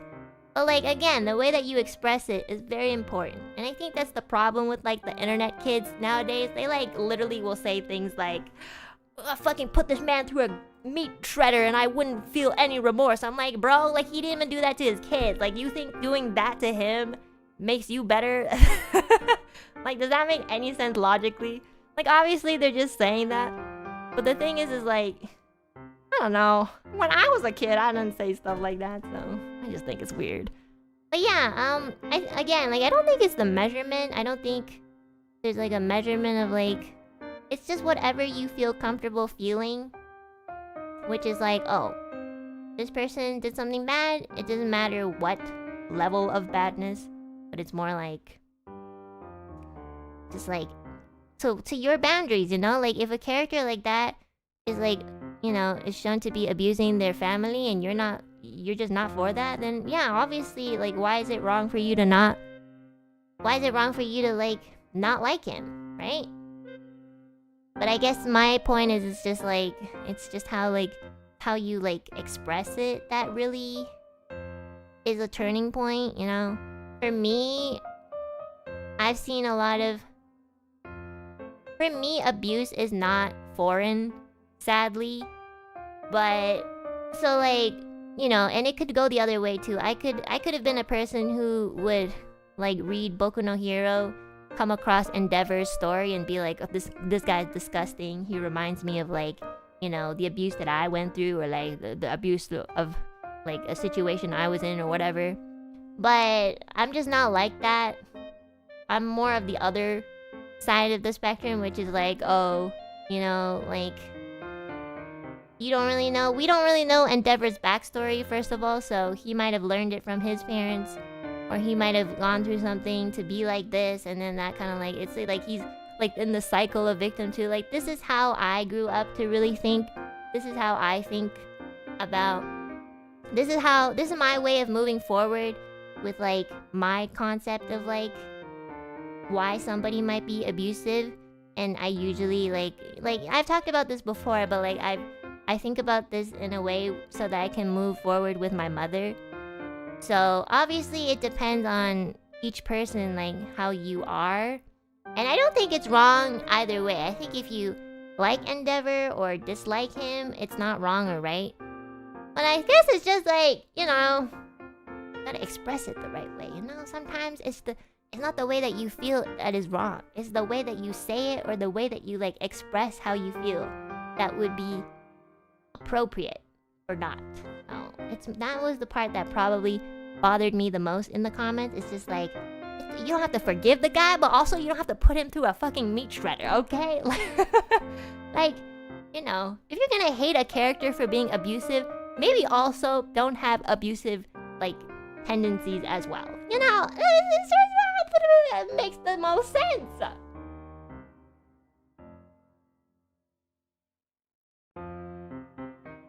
He's fictional though, so you can like him even though he's bad. Yeah, he's fictional, but like, I have a lot of empathy for Endeavor because he reminds me of like my mom and dad, you know? Like, he's obviously not the same person, and the situation is obviously a lot different. But like, it's very similar in terms of like, there was emotional manipulation, lots of hitting. You know, that stuff is not foreign to me. But, you know, seeing how my parents really, really do love me in present day, which is what Endeavor feels for his children, just like more awkwardly. Like, I can really, really give him that empathy. Like, he might not be a real person, but he's definitely written in a way where it feels really real. And I think that's really refreshing and interesting, and I was really happy to like, you know, I was really invested in like his family's backstory, you know? And it was really interesting to see how it affected like Shoto, Todoroki Shoto. Because like, and also the other kids like Fuyumi, Natsu, and spoiler alert, Toya. So yeah, I think it's really, really interesting. I had a lot of I thought about it a lot watching season 6, and it was probably like the highlight of... Okay. No, it was one of the highlights of like season 6. I really enjoyed it. Gabby got the short end of the stick. Okay, here's my other problem. And again, we're gonna be talking about a lot of things like spoiler alert. So we all know that like Dabby is revealed to be Endeavor's first son, Toya. Right? Here's the thing. So like, I actually watched videos of people deciphering Toya and his personality. And, you know, he was the firstborn son, and you know, he turned a little cuckoo, and for good reason, honestly. Like, if you were the firstborn, low-key, I'm biased because I'm firstborn, but firstborns have it pretty rough, okay? Like, I don't know how it feels for middle kids or like the youngest, because I'm not a middle kid or the youngest, but low-key, I can speak for the firstborn. Firstborns, we suffer quite a lot, okay? So I get that. But, like, this is the part that I think is really funny because, like, so many people hated Endeavor and so many people loved Toya, even though he ended up being just as abusive as his father. And it just didn't make much sense. Because it's like, and I think it's because he's like younger and hot. Which is, you know what? You're not wrong. Like, Toya is hot, sure. You know, Dabby, you know, some people are into that. And that's totally, like, I see it. I see the appeal. I get it. But it's just like, he's also just as abusive. Like, he was so abusive. And I was really surprised to see people in the comments being like, yeah, this is so justified. And I was like, is it really justified to, like, just be worse than the monster that, like, hurt you? Like, does that make any sense? Like, whatever Dabby became makes sense to me because he was a victim. But what I didn't understand were the reactions of, like, the people in the comments where, like, people were hating on Endeavor so much. And then when it came to Toya, they were like, yeah, if I were Toya, I would have done that too and then put him in a meat grinder. And I was like, what's wrong with these people? Like, what is happening? It's just so weird. He's a mess. He's become literally a psychopath. And you're telling, like, people were saying like he's justified for doing all of that because he was a victim. And I was like, yeah, he is a victim, but like that doesn't justify his bad doings. You could come out a victim and also just be better than that, like fucking Shoto. And Endeavor's other 3 kids, like Shoto, Natsu, and Fuyumi, you know? Like, you can just be better, hate your father, and just not destroy, like, everybody, you know? You could do that. And, you know, people were kind of like, this is justifying. Like, people in the comments were just like, well, he was the one who suffered the most. And, like, you don't know that. They focused on Toya, yeah. But, like, you don't know, like, how Fuyumi felt. Like, I feel like Fuyumi was really underrated in this whole story because, like, Toya was even, like, kind of abusive towards her sister. I don't know if you guys remember, but, like, if you rewatched certain episodes, like, growing up, Toya even said things like, oh, Fuyumi and mom wouldn't understand because they're women. Like, what the fuck? That's crazy. I don't know who taught him that, and I don't know if it was Endeavor, but, like, that is abuse too. Like, he was abusing his sibling from a very young age. Like, I heard that and I was like, yo, if my 5-year-old told their sister that they couldn't go to her because she was a girl, I was like, like, that's not nice to say, and that's totally really weird to say as a very young child, you know?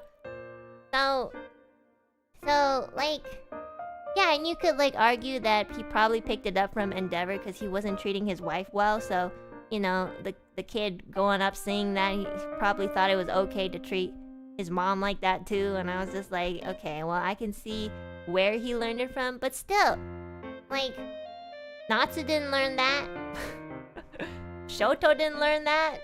Fuyumi was like the most empathetic character and the most underrated in my opinion because she was kind of like the first one to kind of forgive her father.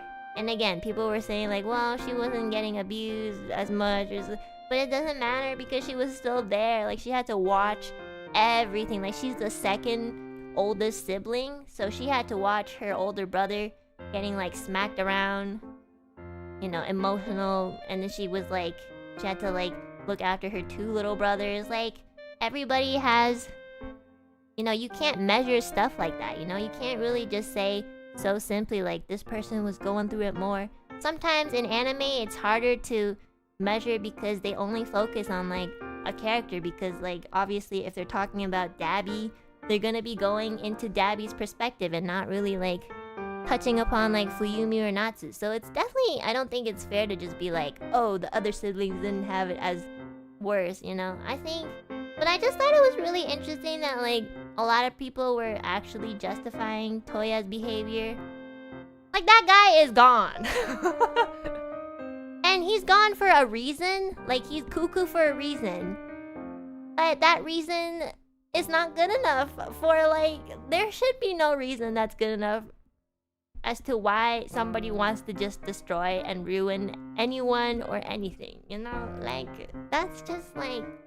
And if anything, I feel like that was Endeavor's biggest punishment, you know? Ironically, like, seeing his first son just be so unempathetic and just, like, super, super villain. Like, I'm sure that was his biggest punishment, like, more than death. So...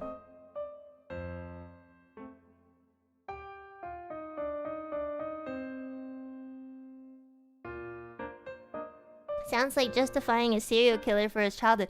No, it's literally that. Like I totally understand because it's an anime and the guy is cool looking and stuff like that. But like, that's the thing. Like, even if it wasn't anime, I see that in media all the time. Like, if somebody looks good or like they're kind of cool and they have a cool, like, appealing demeanor, like, people will be not. Well, you know, if you're far away from it enough, people will kind of just read it as a story, obviously, and be okay with it. And, you know, I get it because it's like you're not actually in the situation. But if you really think about it, it's super weird and, like... it's weird, but it's also, like, interesting to see the same people shit on Endeavor, but okay, Toya. And I was like, they're literally the same, but okay.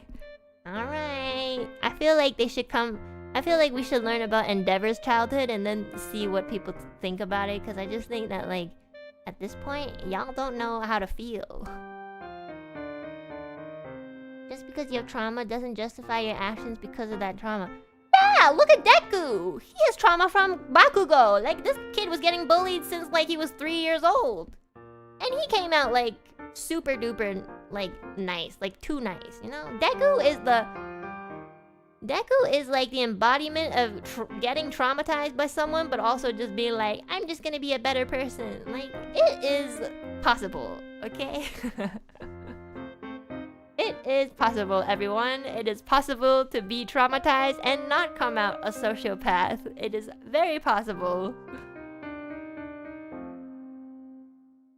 Didn't Bakugo have a crush on him? What?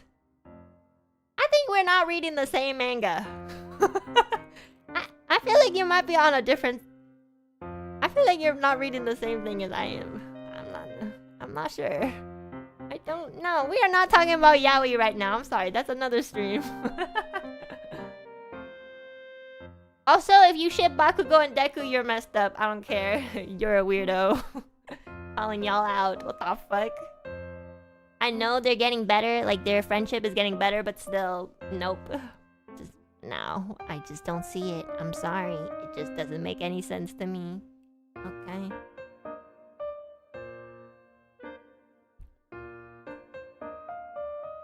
This is the girl who does Narusasu. Look, they kissed. They literally kissed. Okay? They literally kissed like twice. I don't care if it was by accident. At least they kissed. Okay? You don't have to Photoshop them kissing and then put it as a thumbnail as clickbait. Okay? Baku, Deku, Baku shippers. I don't even know the ship name. Like, they literally have to Photoshop that shit. So, like, it makes, like, Narusasu makes way more sense. Just saying. Just saying.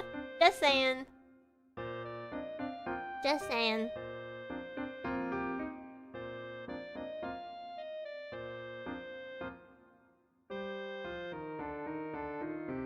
Endeavor and Toya's relationship is more like Tai Lung and Shifu's. I don't know who that is, but that's a cool name. Endeavor knew he could be stronger than him, but made him stop because it was hurting him, which Toya took it the wrong way.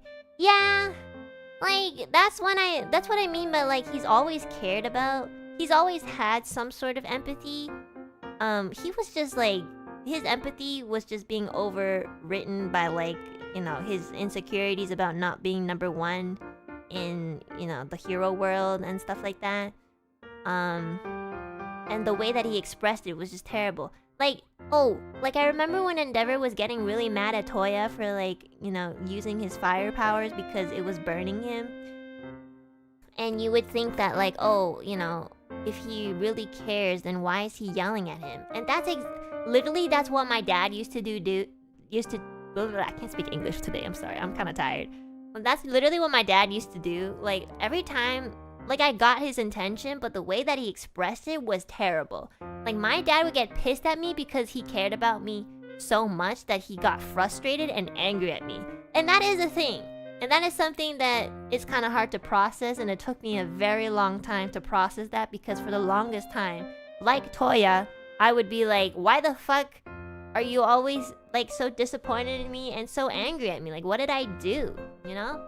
But, you know, there are some people who are terrible at expressing, you know, concern and like their frustrations of like, you know, like if their child gets hurt, like they don't know how to express it for some reason. Instead of going like, oh my god, please be careful, like I just don't want you to burn yourself. There are literally dads who will like look at you and be like, why the fuck did you do that? You know, and like, again, you don't have to forgive them for expressing terribly. I do, because, you know, my dad is more than that, but he's definitely done that many times where he'll be so angry at me for, you know, like hurting myself by accident or just not thinking about myself a lot, and he thinks about me.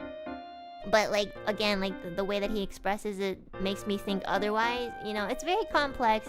And I think like I really wanted to talk about this because it just like a lot of the things that Endeavor did really reminded me a lot about like my parents. Like my parents didn't hit me that hard or much. I just want to say that it was a different type. It was different situation, but it was just like very familiar. Okay. It was very familiar, and I thought it was very interesting, and I really related to it to a certain extent. And yeah, I was like, I can see that Endeavor did have the intention, you know, of like actually caring for his kids, but he just like, you know, he was so obsessed and literally possessed by like all these terrible feelings of feeling insecure and feeling like he had to fucking make a child where the child would fucking surpass all my, like he was so obsessed with that like everything else was just not a priority to him. And that was, plus the fact that he was just like not expressing it well and just doing, you know, terrible abusive things. But yeah, I thought it was interesting. And you know, I think it's a good reminder for everybody. Like, you know, obviously it's a story and the character isn't real, but characters are always kind of based off of like real life people and situations. So, you know, it's a good reminder to kind of talk about it and remind you guys that like how you feel, in my opinion, and take this with a grain of salt, okay? Don't be like, Enna taught me this and that's why. Like, don't follow me as if I am going to be the conscience of your responsibilities, okay? Like, just take it as a grain of salt.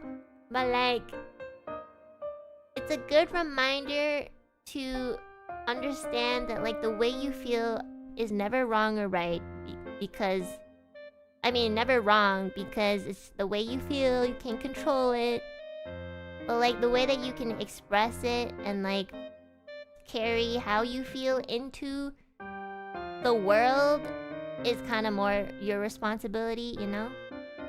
Like, again, you don't have to ever forgive a parent that like has abused you, or if you have the capacity to and feel like you need to do that to move forward, which is what I did. Like, that's not wrong either. And it's obviously not wrong to like never want to see them again, because that's so fair. But like, again, like the way that you express yourself is really important, and that could really affect the next person as well. Like, you don't want to end up being like Toya and like hurting everyone who's even like just not even associated with you, you know? Like, in the end, he's not only hurting his family, but his, just like anybody else in the world, and they don't even know him. Like, there was no relation, like no, people just go about their day and this guy just burns them alive. Like, yeah, that's great, you're doing so much better than your father. So yeah, so remember to just never give yourself too much never give yourself too much of a beating for like how you feel about things, but like how you carry that response into the world does matter. And yeah, like if you want to break the cycle, because we're all victims, then you gotta be the bigger person sometimes and just like let go, you know? It's really hard, and sometimes I don't let go, but I do eventually. Sometimes I'll let go and then I like squeeze it again. And then I'm like, you know what, I'm good. And I let go again. And then I'm like, today I don't feel like letting go. Like it happens. But like, just don't let yourself be like Toya. That is the best advice I can give y'all. Don't lose yourself into the cuckoo abyss, okay? Don't take your pain and feel the need to give it to everybody in the world, because that's not gonna work out. It doesn't work out. And if you want to do that, keep that to yourself. I don't want to see anyone in the chat expressing that they do want to do that, because that's scary.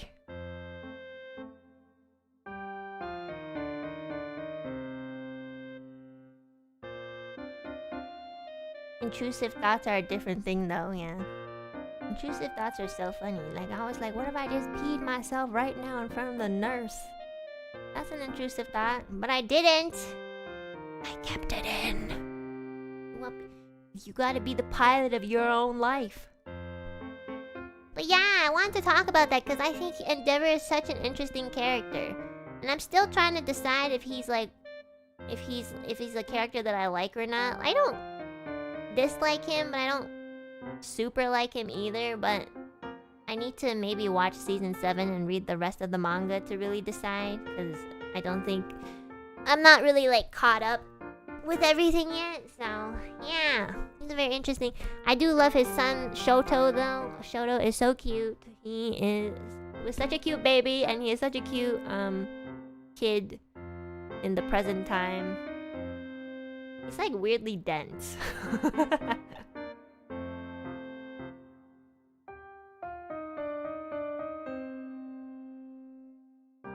Oh my god, if you guys are not caught up on Boku no Hero, please catch up because it's so good. I was talking to my friend a couple days ago, and she was like, yeah, I don't like Boku no Hero. And I was like, what the fuck, why am I here?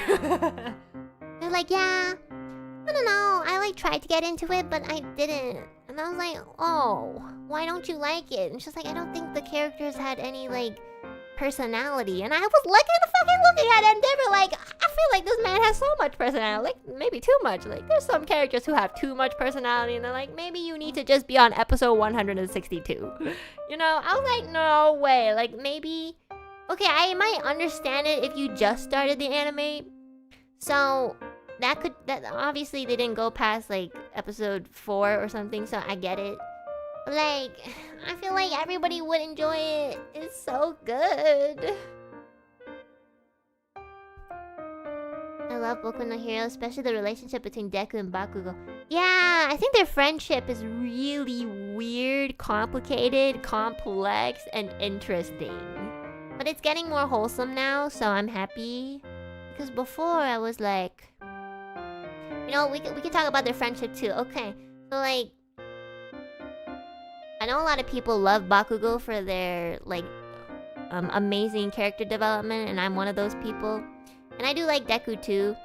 And like a good chunk of people hate Bakugo because they're like, if I were Deku, I would never forgive Bakugo. But I think, like, here's the thing that I don't see people pointing out. I think Bakugo and Deku have a toxic friendship, like, especially early on, because... And it's coming from both sides. And I'm sure like a lot of people will think like, oh, why do you think Deku is toxic to Bakugo? Like, he's not doing anything. And I think he is doing something, which is like, Deku has always followed Bakugo. And Bakugo has made it really, really clear that he does not want Deku around. Okay? And here's the thing with Deku. He will literally still do it. Like, there's been so many instances where Bakugo is like, don't follow me. I don't want to see you. I don't want you to be around. I don't want you to be around me. And yeah, it's mean. And, you know, we all know why Bakugo is toxic, because he, like, expresses it very, very straightforwardly. But I don't ever see like people point out how how Deku contributes to that toxic friendship, and it's literally because he literally never leaves him alone. And I think if somebody is telling you to leave them alone, I think you should just do that. But the thing with Deku is that he's literally always followed him, and obviously he has his reasons, but the thing is like Bakugo doesn't want that. Like he doesn't want to be followed by him, and Bakugo obviously has his insecurities about Deku and stuff like that, but like the thing is Deku never tries to not be close. He's always kind of like, Kachan, I always followed you because I admired you. And it's great that like Deku admires Bakugo, but like that's literally the reason why he's so mean to you too. Like the fact that you're next to him, you're giving him the opportunity to be mean to you because of his own reasons. But like you're also not respecting his boundaries by also always being around someone who's telling you that they don't want to see you.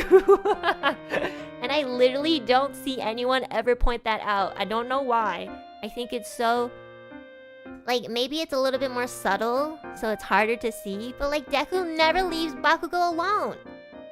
He knows that Bakugo doesn't want him there, but he's always kind of like, I can't help it. And it's just like, well, you kind of have to, because he literally doesn't want to see you. Yeah,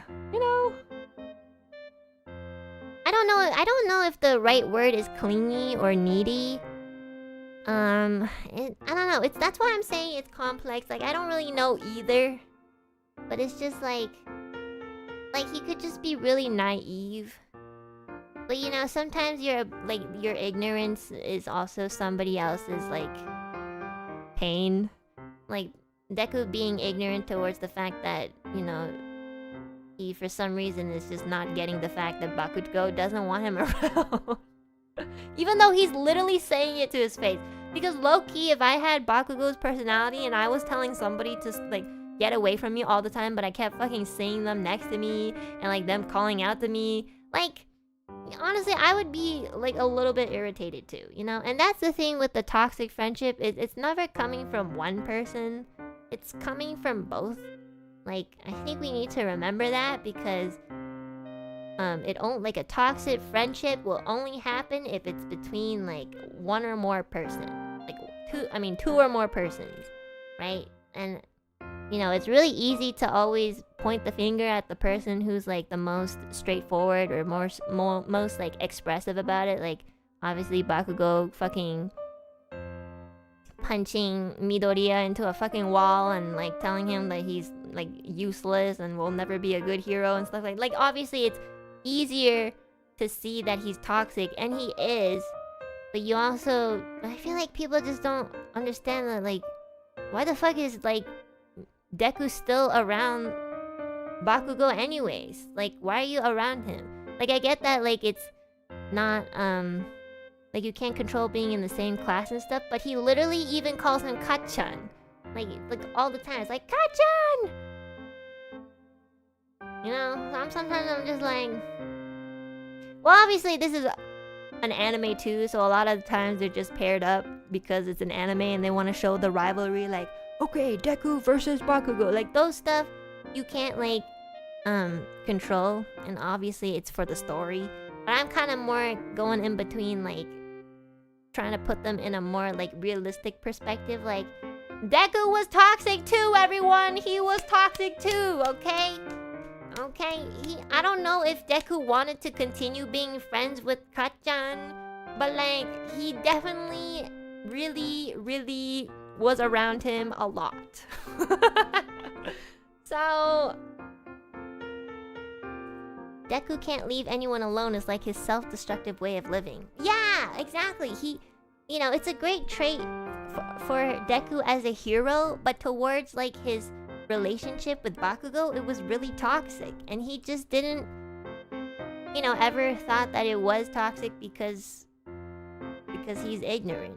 And yeah, So I just want to say that. I just want to be like, hey guys, I know Bakugo's toxic, but Deku's toxic towards Bakugo too. It's just more subtle, and he's just not violent, which is great. So, yeah. Actually, no, he is violent, because when Bakugo throws a punch, he throws a punch back. So he's like, you know, I know he's more hesitant to throw a punch, but he still did it, so, yeah. Like, Deku is toxic too, you know? Remember, like, in fucking season 6, like, Deku's literally like, no, I can't have you guys involved with all of this. It has to be me. Like, bro, I know you have a special quirk, but you're, like, nobody can do anything by themselves, you dumbass. That's literally the first thing they teach in, like, the fucking hero course. Like, you gotta work as a team. Like, what the fuck? You just forgot everything you learned, like, 10 months ago. Like, bruh. Bruh.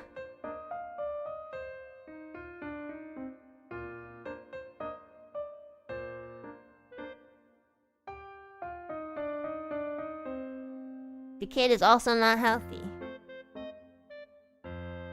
I have not understood a single word in this rant. It's okay. Deku's literally stubborn and never really changes in that regard. I know. I mean, it is heroic, but it's not healthy. I would love getting bullied for being quirkless, just thrown around. I know. I know!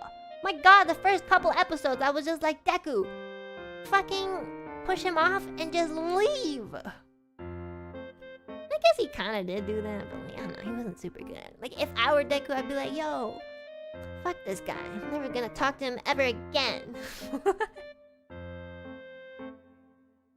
Do you have a ship in Boku no Hero?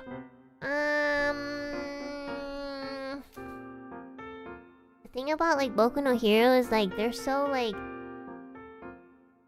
they make it very, very... They really like to remind the viewers that they're all, like, in high school and still, you know, kids working up towards being, like, heroes and stuff, that, you know, I almost see them as, like, you know, my little fucking children. That's the thing, like, I literally see Shoto, Deku, and Bakugo as, like, my kids. I'm like, when they do something and they have, like, character development, I start crying so much. I'm like, seriously, guys, I've cried, like, every episode in Boku no Hero. Like, it's crazy. I don't know what's happening. I'm literally like, oh my god, character development, I'm so proud of you, my son. You know? Like, seriously, like, I see them and view them as, like, my sons and daughters, and every time I see, like, fucking Yao Yozuru, what's her name? Momo? I'm like, can you, like, cover up a bit, please? Like, this is, like, weird. But yeah, I think if I had one ship that I think is really cute, it's probably Jiro and Denki. I don't know, like, if that's a popular ship, but I think they have a really good chemistry. I really like Jiro and Denki. I think it's really, like, kind of like... I know they're just friends. Well, everybody in the show is just portrayed as friends. I know there's some delusional people on the internet who are like, no, Bakugo and Deku are definitely not friends. They touched. And I was like, bruh, they're like 15 and they're fucking toxic as fuck for like most of the seasons. But like, I do see like something maybe potentially blossoming between Denki and Jiro, just because like their chemistry is more natural and the most natural that I've seen between potential romance. But, you know, I also just view them more as like besties, I guess. Like toxic ships. You know what? You do you, okay? I'm not gonna dictate your ships, okay? I might judge them, but you can feel the way that you feel. Kirishima and Mina? I don't know why I don't really ship them. Like, I kind of get it too, but yeah, I always see Kirishima and Mina as just like people who inspire each other, and that's about it. If anything, like, I ship Bakugo and Kirishima more. Like, those guys have like some bromance going on sometimes. Like, Kirishima's like, Bakugo, I'm the only guy who can, like, Bakugo, like, Kirishima's always like, Bakugo, I'm the only guy who can literally just, like, be not affected by your anger issues. Like, literally, he's always, Bakugo will be like, fuck off, and Kirishima will be like, yeah, let's do it. Like, what the fuck? He's really like, get away from me. Like, oh, don't say that, man. That's not manly at all. You know, I'm just like, I see that. Okay, I get it. Oh my god, Koi Baka, everyone. That one episode where fucking, you know, Ida, Kirishima, Deku, Momo, and Shoto like fucking go and try to save Bakugo when he was getting held captive by the villains, like, and Kirishima's like, Koi! And then fucking Bakugo like flies into the air and he's like, Baka! Oh my god, I call that the Koi Baka ship. Like, I always tell Alira this, I'm like, every time I think about Kirishima and Bakugo, I'm just like, Koi Baka, guys, Koi Baka. No, that ship, like, you know what, if I were still, like, you know, if I were kind of like when I was younger, I was more into like shipping, but nowadays not really, because I'm dead inside. But like if I was like slightly younger, I'd probably always think about Kirishima and Bakugo. That was such a true sign of bromance, you know? I was just like, oh my god. Deku's like, yeah, he never liked me, and you are the only person who has built an equal relationship with Bakugo. And I'm like, yeah, you're literally the only person who does not give a fuck and has somehow penetrated through Bakugo's really, really hard-ass heart. Oh my god, you know who I also love? I love Aizawa Sensei. Oh my god, he's such a real dad. I love him. He's like one of my favorite characters. Why is he such a good sensei and father figure? Like, my god. He's such a good dad to Eddie. I know he's not actually, like, I don't know if he's, like, trying to be, like, her dad or whatever, but he's really good at it. Yeah, he's such a good sensei. I love him. And you know what? I've really, really grown to love All Might. In the beginning, All Might was really, like, unrealistic to me, obviously, because he's just so perfect. But, like, the more I see All Might, like, you know, after he lost, or not lost, but, like, after he completely, he couldn't use the One for All quirk anymore, and he dedicated his time and efforts to training Deku and making sure he was, like, you know, more prepared and stuff like that. And then, like, in season 6, they also show that, like, Deku was no longer kind of, like, looking towards All Might and asking for, like, you know, if he was doing okay. Like, he was just making decisions by himself. And, like, seeing All Might making that bento for Deku when he was going through his fucking emo arc fucking, like, broke my heart. You know, like, seeing just, like, someone so used to being, like, a huge pillar and knowing that they can't do that anymore, but they still want to be there for, like, you know, basically his son. Like, I see All Might as, like, Deku's father figure, and I also see All Might as just, like, a father who doesn't know how to deal with a son. Yeah, I love him so much too. Like, he's like, him and Aizawa Sensei are like really different father figures in my opinion, but they're both really good.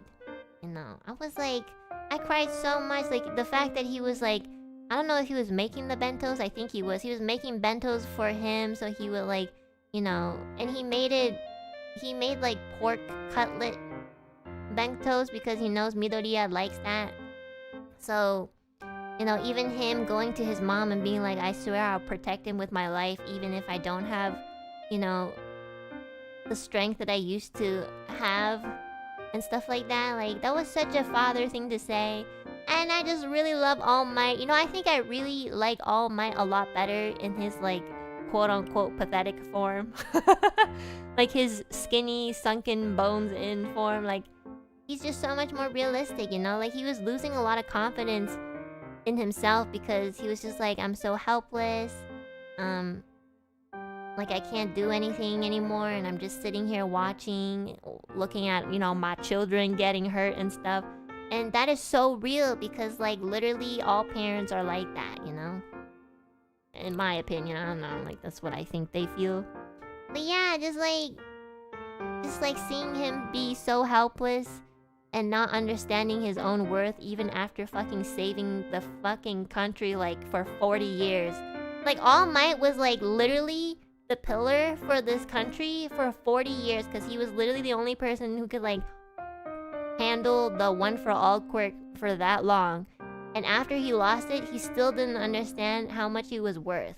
Like the fact that he was going around thinking like, man, I'm so useless. Like this man has never gotten the opportunity to like pull his confidence up because he was too busy making sure other people were safe, happy, and like confident in themselves. Like what a good person, you know? All Might is probably one of my favorite characters, but like from a gradual standpoint, like also Bakugo as well. I fucking hated Bakugo. Oh my god, in season 1, 2, 3, I fucking hate, like the first time I read Boku no Hero, I hated Bakugo. I was like, who the fuck raised this kid? Why is he even a character? He's a kid. Like I was like, okay, maybe he has trauma. And then they like show his background story. The fucking kid just like falls into like a river that wasn't even like that shallow. I mean, it was like pretty shallow. And like everybody praised him too hard. And I was like, what the fuck is this trauma? Like this trauma sucks. Like don't measure trauma, but like your trauma is so not traumatic. I'm sorry. Like I don't know why you became the way that you became, but like what the fuck? I was like, what is wrong with you? But then he actually had the capacity and the self-awareness to actually really see how wrong he was. And then I was like, shit, he's my favorite character now. And it wasn't like a 180 thing. He was like going in and out of denial. He was like, he's very complex too. He has so many layers, and this has to be like a completely different stream because I can talk about Bakugo for like hours. Like he is so complex. Like Endeavor's complex too, but like I feel like there's so many layers to Bakugo, and he ended up being like one of my favorite characters, if not my most favorite. And he's also just funny because like he's always yelling and stuff. Like I love his relationship with his whole class because his whole class is just so used to his BS that nobody like takes him seriously when he yells. He's always like, hey, you fucking side characters, and everybody just ignores him. Like, yeah, okay, let's do it. And he'll be like, what the fuck? Nobody's listening to me. And I'm just like, that's literally what you get for being the way that you are all the time. Like, it's so funny. Like his classmates are just like, come on, Bakugo. It's like, shut up. It's like, yeah, let's go. I'm like, what the fuck? Like they're just like, yeah, this guy is just like this. It's so funny. I love how they just accept him for who he is when he was at his shittiest and at his best. Like this class is awesome. I love all the characters so much. They're so cute.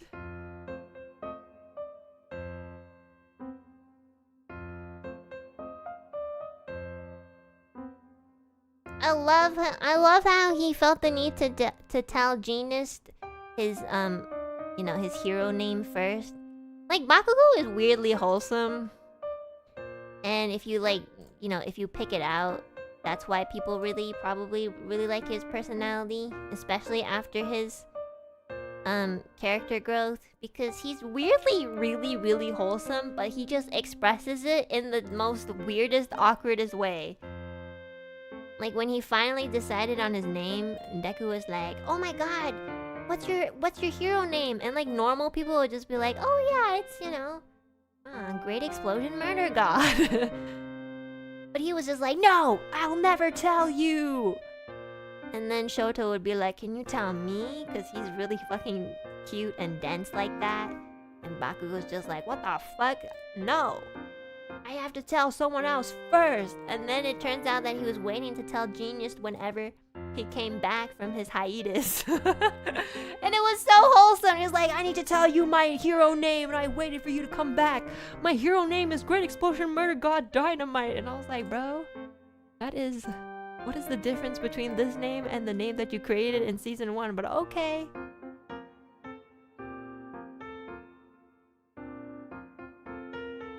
Yeah, he's so cute. He's so cute.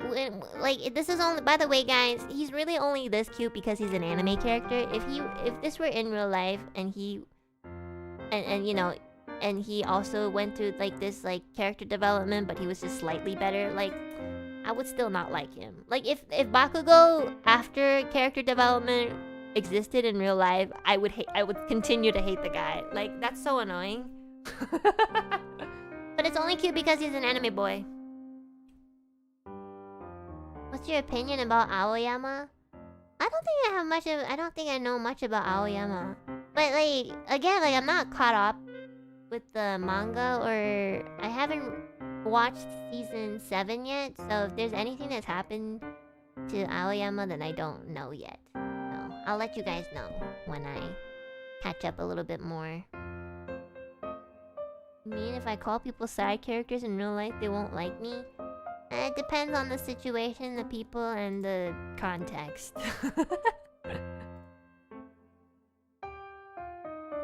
You like Froppy? I love Froppy. I love Tsuyu. Tsuyu-chan is probably one of my favorite characters. She's just so level-headed and she's so appropriate. Yo, the girls... Guys, the girls in Boku no Hero are so much healthier. I don't know what's wrong with all the boys. All the men in fucking Boku no Hero need to get themselves checked. Because all the girlies in Boku no Hero are so much healthier. Like, just think about it. Think about, like, Ochiko, like, you know, just your standard, girl who has a crush on the main and then, does very girl boss things. Momo, very girl boss. Tsuyu, level-headed. When she has something she wants to express, she, calls everyone outside to speak privately and then really tells them about her feelings. Like, that is so fucking healthy.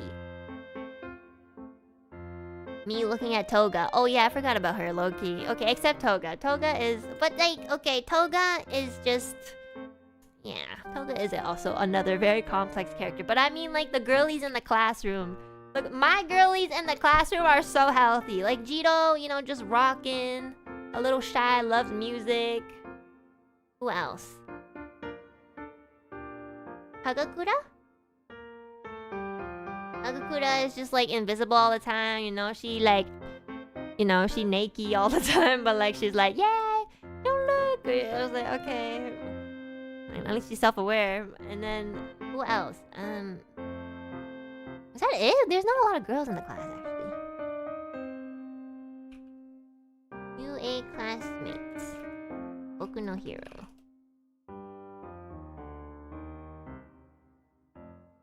I think that's... Mina! Yeah, Mina is so, like...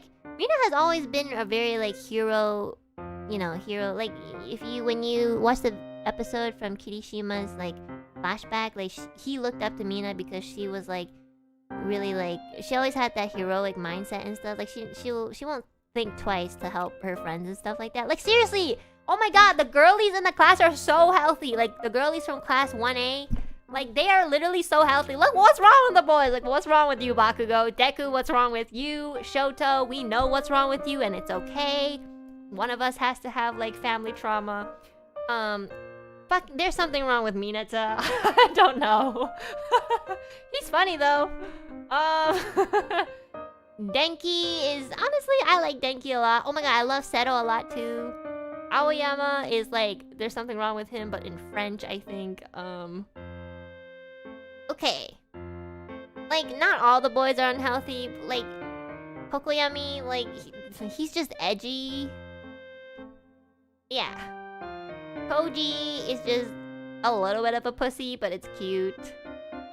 Sato's pretty healthy, I would say, except for the excessive sugar, but that's his quirk. Shoji, oh my god, I love Shoji too. I think that, oh my god, I saw one of the movies and one of the villains were like, you're so fucking ugly. Like, that was so mean! Do you guys know which movie I'm talking about? There's like this movie that I watched, and then Shoji was like protecting the kids or something, and then one of the villains literally like grabbed his head and was like, what the fuck? You look so fucking ugly. Your parents must be so like sad that you got these genetics. It was the meanest thing I've ever read in a shonen anime. Like, that was so mean. Shoji is so sweet. He's like so heroic. He's always trying to help his friends. He never brings trouble. He's one of the healthier guys in the classroom. And this villain straight up just called him ugly, and I don't think he's ugly at all. That was so messed up. Was it Heroes Rising? I think it was, yeah. It was the movie where like the two kids, that one. And where they were on the island. Like, the fucking villain, I was so offended for Shoji and he had like no reaction. He did not give two shits. He was just like protecting the kids. But like, I was just like, I can't believe this villain literally went up to like a 15-year-old and was like, you fucking ugly, bro. Like, that's so mean. What the fuck is wrong with this villain? He was so mean. Like, nobody else got those like insults. Like, just him. I love you, Shoji. You're so healthy. Ojiro is also very healthy. He's such a sweet dude. Yeah, Loki, it's literally just the main boys, like fucking Shoto, Bakugo, Deku. Like, y'all fucking mental. Like, there's something wrong with you kids. Oh, and Mineta. Mineta, I think, just like... he's obviously just for comical reasons. But I appreciate him being there too. He's funny. I know a lot of people really don't like Mineta because they're like, oh my god, the way he treats women. And I'm like, guys, he's a character. I mean, I get it, but at the same time, he's obviously there to make it funny. And yeah, like, sometimes he does things and I'm like, okay, well, you know, it's a good thing that you're just a character, you know? He gets fixed? Does he actually? He's not even funny. There are some, like, scenes where he's really fucking... Like, the scene where he's trying to mimic Shoto's, like, cool face. That was fucking hilarious. Like, I think it was an OVA, though. I'm not sure if it was an episode. I think it was an OVA. Like, he was trying to mimic, like, Shoto and how cool he looked. And I, like, died. Like, it was so funny. If there's a Mineta in real life, he'd be in jail. Yeah, just like a lot of these like, Endeavor, too. Like, he'd probably be in jail, too. He would not be a hero. I also think that he just looks really funny. Like, the way that they designed his character was so funny. Like, he looks like... I don't know. Like, he literally looks like a grape head. Like, he literally has grapes as his hair, but it's just like the way that they like made it is so funny looking. Yeah. And also his costume, he looks like, oh my god, you remember? I really think he's based off of Captain Underpants. Captain Underpants. You guys know that book? I seriously think he's based off of that because the fucking underwear thing just reminds me of Captain Underpants, like, all the time.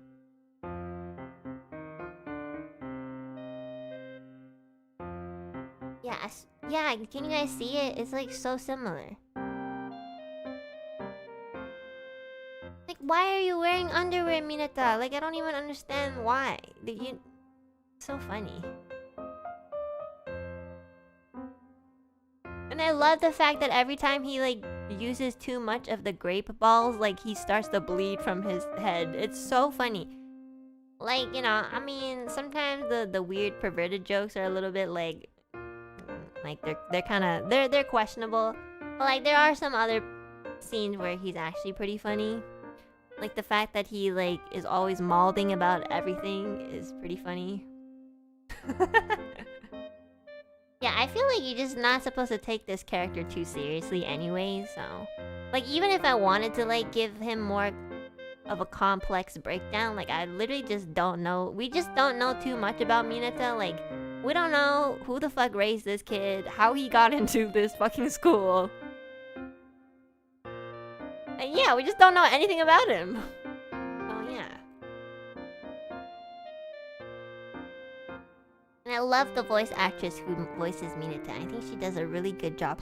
Oh my god, the English dub. The person who voices Mineta in the English dub is so funny. Like, the way that they gave him like a slight, like, I don't know if it's a lisp or something, but like the way that they like portray his character through speech is actually hilarious. Do you watch the dub? No, I didn't. I don't watch the dub, but like, I have seen clips of it. Like, some clips are clipped in dubs, so I've seen like the English dubs and who voices them and stuff like that, and the person who voices Mineta is actually so accurate. It's so good. It like just makes it 10 times funnier. Jimmy Neutron voice? Yeah, kind of. Yeah, you're right. He kind of does sound like Jimmy Neutron, but like derpier. Yeah. Oh my god, I love Boku no Hero. I'm on a Boku no Hero brain rot, everyone. I don't know if you can tell. All I talked about was Boku no Hero and my ultrasound. That's been my life.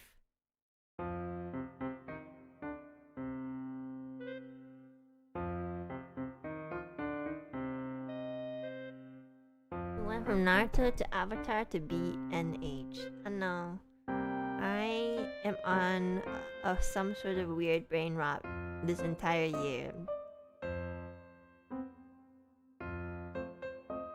Something finally took over Elden Ring. Don't worry, guys. I'm still into Elden Ring. I just haven't touched it because I haven't been able to, like... I'm just so busy. I want to stop working and just play Elden Ring. I have to finish that game. I want to finish it before I have to leave. I want to, like, finish it. I really don't want to, like... I gotta finish it. Yep. Gotta finish it.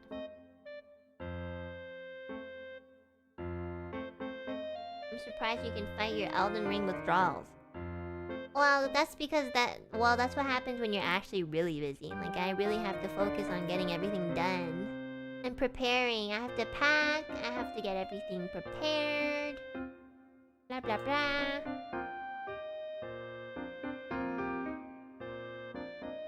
Also, just like going to all these doctors take up a lot of my time too, because they're so spread apart. Like, yeah, like I'll have to see a doctor in like 2 weeks, and then like one like in a couple days, and it's just like, oh my god. I have to really like rearrange my whole schedule just to see these doctors that make me hold my pee for 2 hours. Okay, I'm probably gonna start reading super chats because I yapped too much, and I said short Zatsudan so I could rest early today.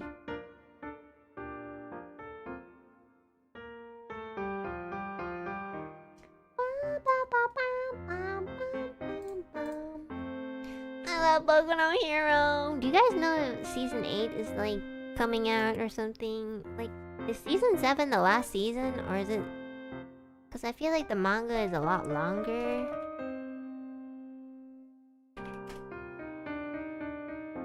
Okay, there you go. Okay. Isn't season 7 still on air? Oh, is it? Oh shit, am I catching up? No! No, I literally rewatched from season 1 and I caught up. That's crazy. Ow. We're actually pretty close to the ending. No! No, don't take away my brain rot. What do I do? I don't want to. What am I supposed to think about my health? No. No, I need something to keep me occupied so I don't think about why I hate my life.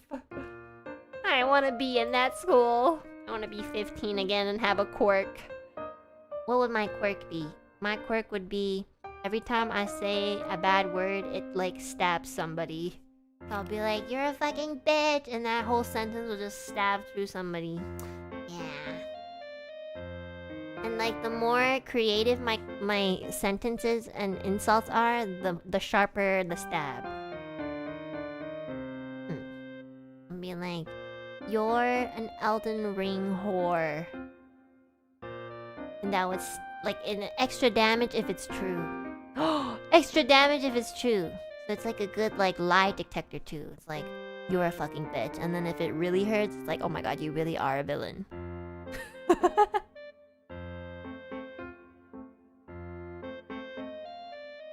You thought about this a lot. Yes, I did. I was like, what should my quirk be? Or if it's like, or it would be like tea related. Like hot water, you know? I'll like fucking spray hot water like, at people. It's like Todoroki's fire, except with water and it's hot. Like burn people, you know?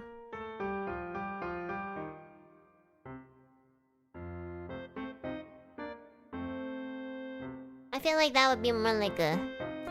Oh my god, what would be a really good villain superpower? Maybe the swearing one would be the villain superpower. And then the hot water could be the hero one. The hot water kind of sounds lame though. Understand, thanks for the Aka! Can you wish my weird friend Miguel, aka Miggy, an early happy birthday? He was born September 1st. At 3:39 p.m. while it was storming. How do you know that? Wait, it's not even September 1st yet. There's like a couple more days. 1, 2, 3, 4. There's like at least a good 5 days. Happy early birthday, Miguel. I'll say happy birthday again on September 1st. I feel like I'll probably have a stream like closer to that date. But yeah, I hope you have a wonderful birthday.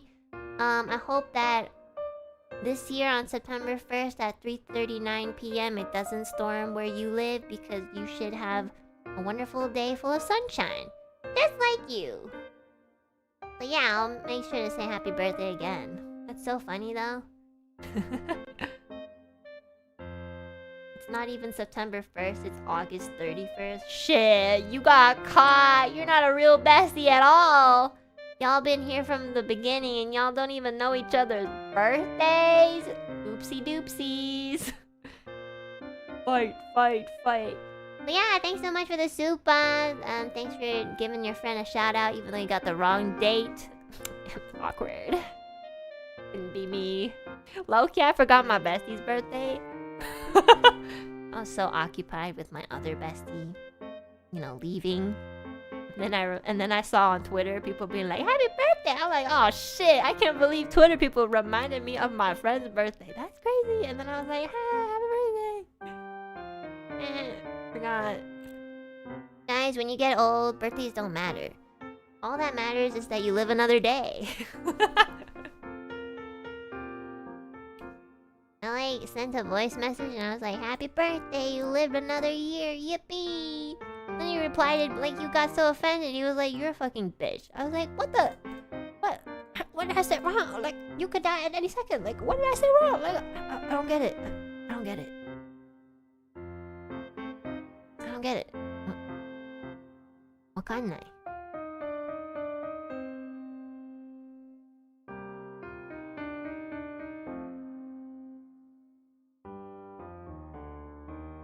But yeah, there's so many there's so many people born in August actually. A lot of people's birthdays are in August, which means that your parents fucked in July, June, May, April, March, February, January, December. Around December or November. So they had a very nice cold. And then, in the very, very brink of sunshine, you were born. In order for a baby to be born with the gods of summer, they must make love in the cold depths of winter. They'll like bang each other and be like, winter is coming. Jon Snow! And then you're born in the summer. I haven't streamed in a while, so I don't really know what's appropriate to say. So if I said anything too inappropriate, just leave it on my Twitter trending tab.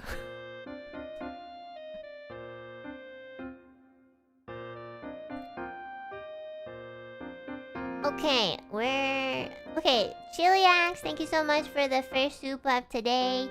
Thank you, wow. Thank you. Tiamat, thank you for the yippee soupa, thank you. Tina Ting, thank you for the soupa as well, thank you. Elite, thank you so much for the soupa, looking great in the thumbnail, rocking the unibrow, thank you. Oh my god, I feel like this thumbnail was really cute. I saw it and I was like, yeah, I'm gonna make this my thumbnail. That's how I feel today, fucking waiting for the ultrasound. That's literally me waiting. If I said something inappropriate, no I didn't. If you said something inappropriate, it wouldn't matter because you're not famous. Which is so true. I'm sorry. Well, like, that's the good thing, you know? If nobody knows who you are, you can say whatever you want. Nobody cares. Okay, Angel Gill, thank you so much for the super. Thank you. Hi, chat. I went to the dentist today. Didn't die. Yippee. Congrats to Millie being the father. Wait, Enna, do you have your tea/warm water? Angel Gill, I hope the dentist pulled all of your teeth so next time you can't say anything. Actually, no. If you don't have any teeth, can you speak properly? Oh, yeah, I actually wonder that. If you don't have any teeth, like, does your speech... is it different? Actually, I don't know. It might sound a bit off. Wait, yeah. I've never heard anybody speak without teeth. Except babies, but they don't know how to speak, so...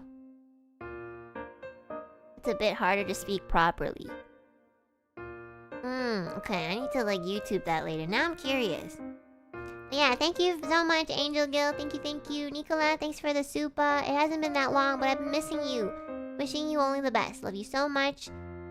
My Kami Oshi, and I got a commission of you. Oh my god, I want to see it. I want to see what it is. You should tag it on the art tag. I haven't really been on Twitter that much either, so I gotta go through all my tags again.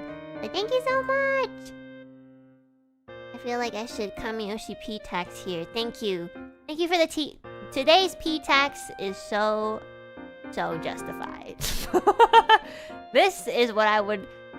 honestly, I have never felt so deserving of a P tax until today. Thank you for the P tax today. I really appreciate it. Like, I literally don't feel like I deserve it any other day except today. Like, today is the only day where I feel like people are justified for giving me a P tax. Like, thank you. Angel Gill, thanks for the super. Hashtag Alouette today, everyone. Wish you and your bladder the best. Me too, honestly. My bladder has went through a lot today. Greg D, thank you for the super. And it's kind of like drinking the heavy stuff. Once you break the seal, it's over. You couldn't have asked the receptionist for a pee cup, though. Well, I broke the seal, but I didn't, like, you know, completely empty out. So, I guess you're just weak, Greg. I don't know what you're trying to ask me, but yeah, I'm just gonna say that. I'm not sure. I'm not sure. I'm not sure what the context was, low-key. Just a guy named John. Thank you for the super. I need to pee now. I know, right? Like, I've been thinking about it all day. I'm like, oh my god, do I have to pee now? Like, weirdly enough, I didn't have to pee this whole time. Like, maybe I'm like so good at holding my pee, like, I might not even go to the bathroom as much.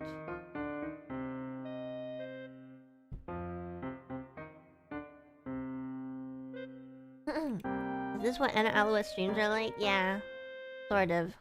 Why, are you new? Are you like a new interested viewer, or are you just coming in like once every 10 months to like shit on me? It's one or the other. I'm new here. Okay.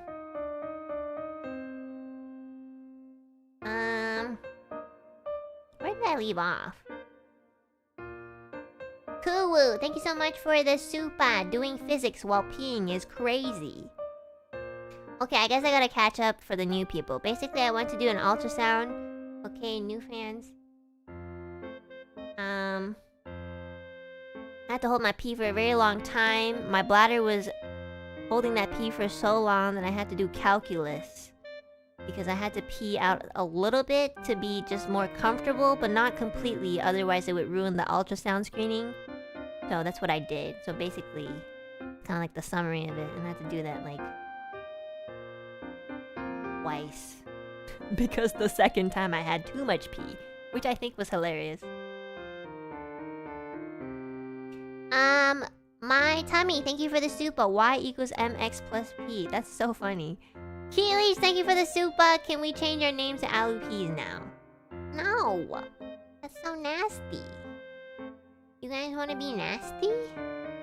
If you guys want to be nasty, we can always talk about how your parents had sex, and then we can try to figure out everyone's birthdays again. You want to do that? You want me to do that again? I don't mind. I like counting backwards. Tell me which month you were born in. Let me know.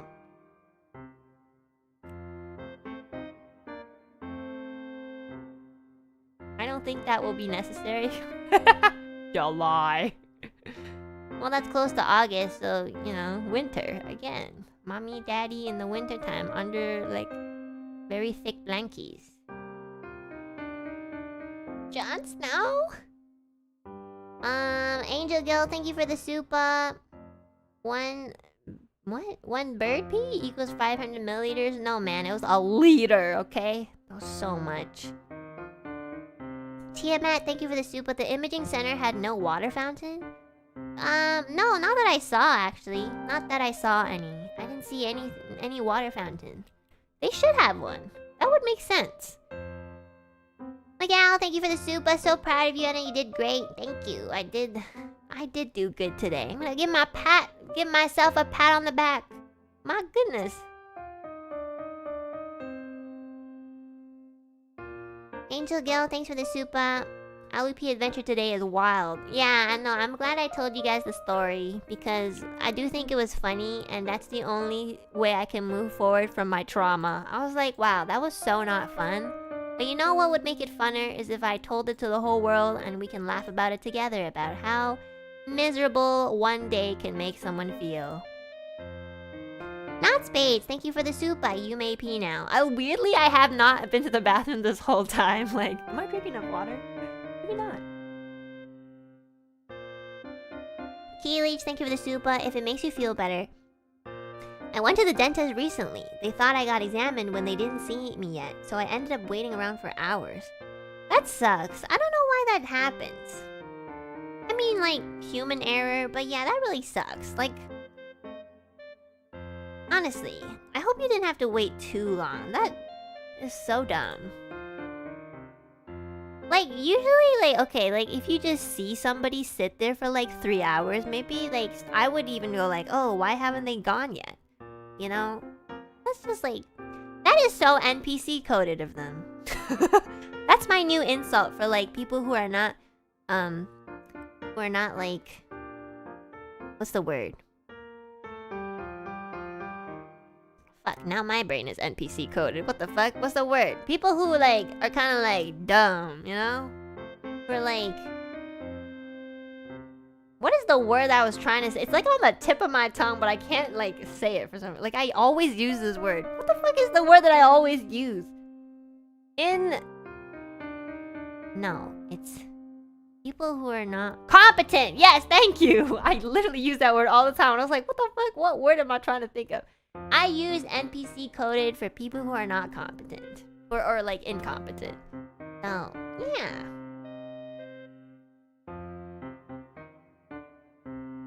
But yeah, next time you go to the dentist, just be like, hey, just want you to know, last time I waited for 5 hours. Lamau. Just be petty like that. Angel Gale, thanks for the super. It's all the tea you drink, it makes you pee more. I wasn't drinking tea, I was just drinking water. But like, to be fair, I was drinking like literally a whole liter of water and I had to hold it for like an hour and a half. So that's like really uncomfortable. Cake please, thank you for the super. I read this one earlier. Angel Gale, thank you for the super again. Live little Weddy, your rap career just starting. Elden Ring in your infinite lives. Elden Ring is life, Elden Ring is love. Imagine his cross-dressing era comes back after. Oh, I don't know the context of this one, I forgot. You would be a good lawyer. You have that angst to win arguments. You would win. No, I don't have the ambition to win. Because if I had the ambition to win, I would come out a lot differently. You know, it sounds like I have ambition to win, but I really don't. Because I lose all the time and I just complain about it. But, you know, I don't go after it and try to, like, win, you know? Because I'm too tired. Like, I am the most tired person that I know. Like, I'm tired, but I still have just, like, enough energy to complain about it a little bit more. No. I think they were talking about your dad. Oh, true! My dad did cross-dress. My dad freaky sometimes. But I love him. My dad is kind of cool in the way where he literally gives no shit about anything sometimes. He just like, yeah, I wanna be... Literally, sometimes he's like, I just want to wear a dress because I don't want to wear pants outside. And I'm like, you should do it. He's like, yeah, I want to do it, but my wife won't let me. And I'm like, oh, well, I'm sorry. My dad would wear a dress outside, you know? And low-key, he would slay. He's also kind of weird. Like, he's also like, if I wore a dress outside, I think I'd be hit on, so I don't want that. And I was like, okay, I don't think you'd be hit on now because you clearly look like an old dude. He's like, no. If they only look at my back. And I was like, Dad, just stay home.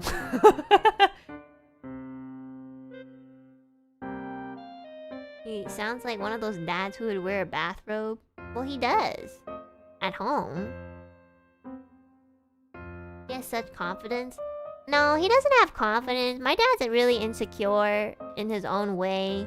Like, he's kind of... I think, like, All Might, when he lost his quirk, or his, when he lost One for All, like, that All Might really reminded me of my dad. Just very, like, I don't really know what other word to use, but, like, a little bit like the pathetic vibe. But I don't think he's pathetic at all. It's just, like, it's what they think of themselves. And they're just, like, there's so much to admire him for, but he just doesn't see it. And he just thinks he's, you know, getting old and not a strong pillar for anyone anymore. Very similar to All Might. Probably why I really like All Might, too. And, like, yeah. At the same time, he has such cool moments still. He's, like... You know, he'll always offer really solid advice, and I'm like, shit. You're so right. I can't wait to see him. I'm gonna get to see him in a couple weeks, so I'm really excited.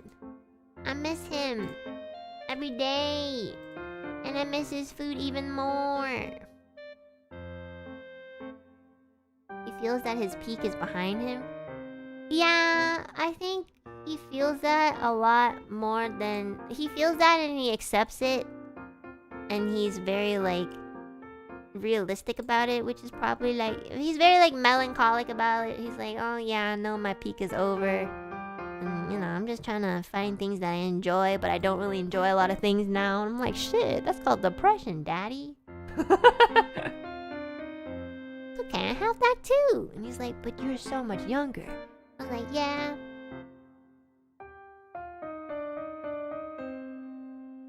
I think my dad's the coolest, one of the coolest people I've ever met. And he gave birth to me. Okay, he didn't give birth to me, but he was part of the process. Yeah, I like really admire my dad. And sometimes I joke about having a dad complex. I don't know if I actually do, but like, if I do, it probably makes sense. But like, yeah, I think he's really cool. I think it really makes me sad. It makes me sad to see him think less of himself, because I think he just has so much. He's done so much and he's gone through so much, so I'm kind of surprised that he doesn't have more confidence. Like, he thinks that he's pathetic, and I'm like, that's not true. Like, he's literally said that. He's like, yeah, I feel older and just useless. I'm like, don't say that. You literally have a kid. You have 2 kids. Like, don't say that. What the fuck? He literally has said that to me, and I was really shocked and a little bit heartbroken, because I was like, you've done so much, and you think you're, like, pathetic? That's so weird. But, like, I don't get it.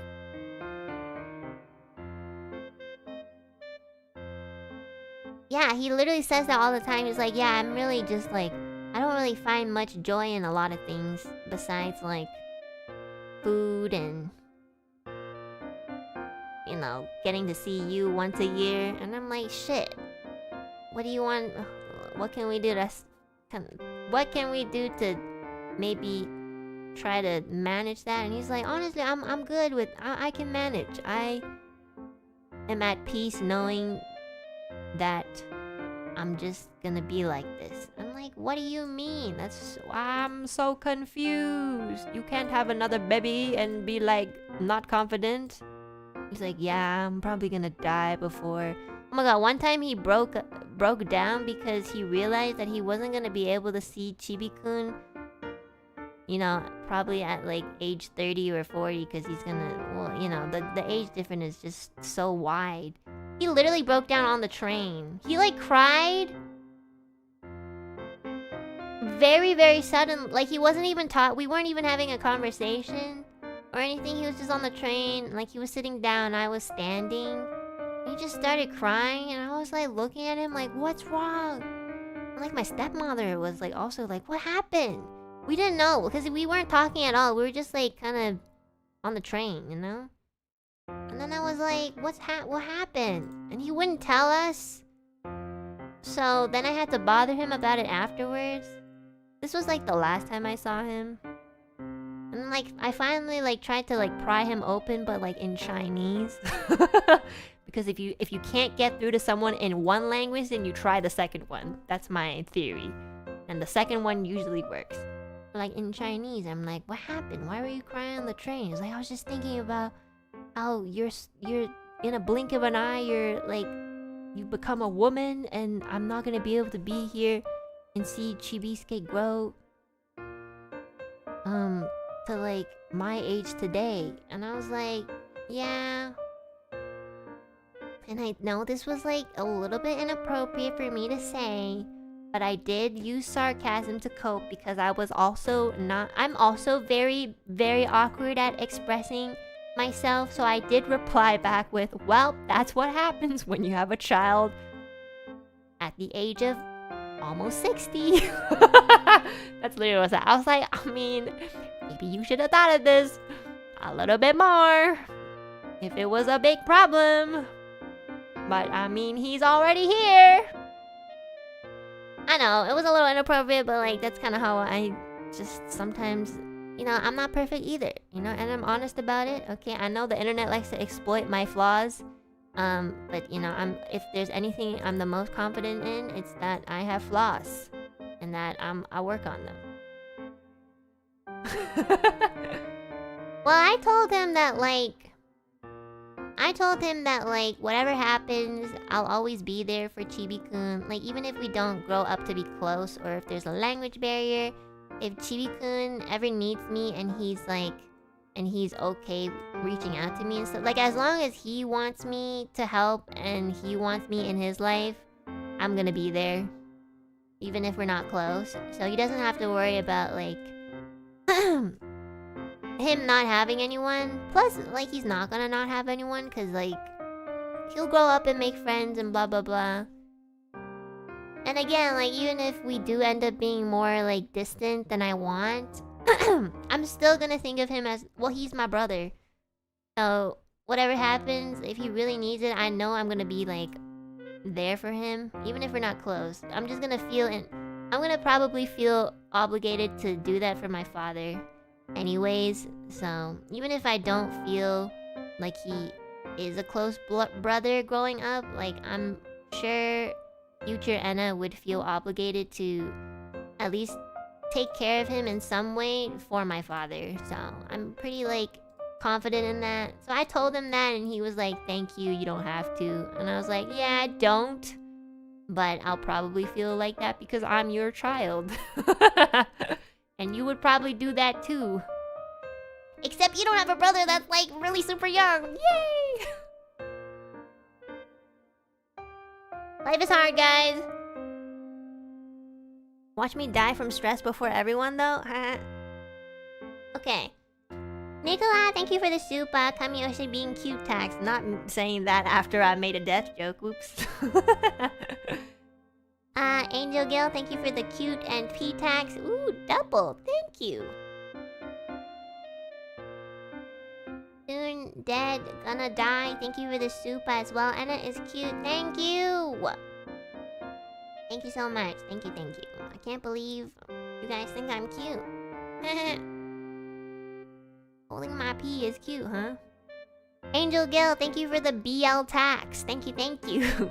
Paul Kado 2, thank you for the soup as well. Thunderslap, thank you again for the Akasupa. And thanks for being a cool friend to Miguel.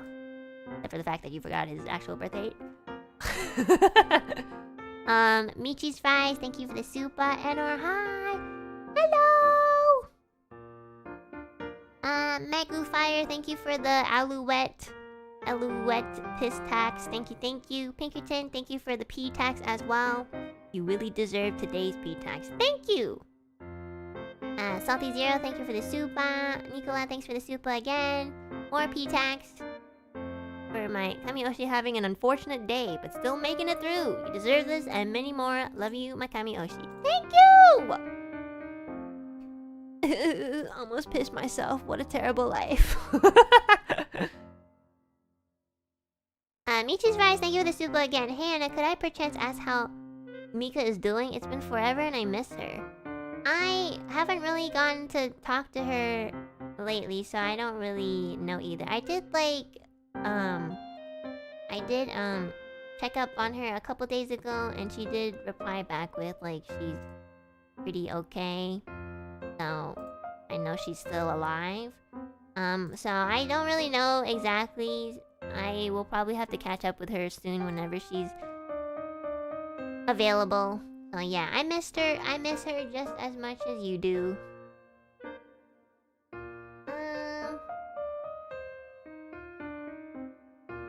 I miss a lot of people this year. Kinda sucks, but it is what it is. You know you get old when you grow up and you finally realize the fucking quote, "It is what it is." I used to hate people who say that because I'm just like, you gotta do something about it. And I'm like at this age and I'm like, shit. Yeah, it is what it is.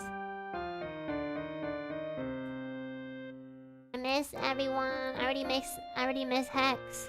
Even though he's still lingering around the fucking server. Is he even like... Yeah, he's literally still there. Like, hello? Are you gonna leave? Yeah, I miss them. I miss them because it's like... Because like... First of all, who the fuck do I collab with now? I feel like everyone that I collab with just wants to leave. Like, hello? Am I cursed? Probably.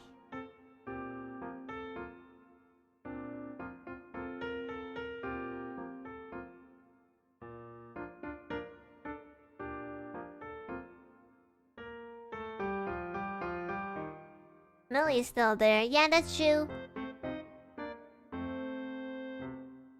You can collab with whoever you want, just gotta reach out. I do. I've been reaching out. Honestly, I've been like really going out of my comfort zone, so I'm happy about that. Oh, speaking of collab, there's like a Norness podcast happening.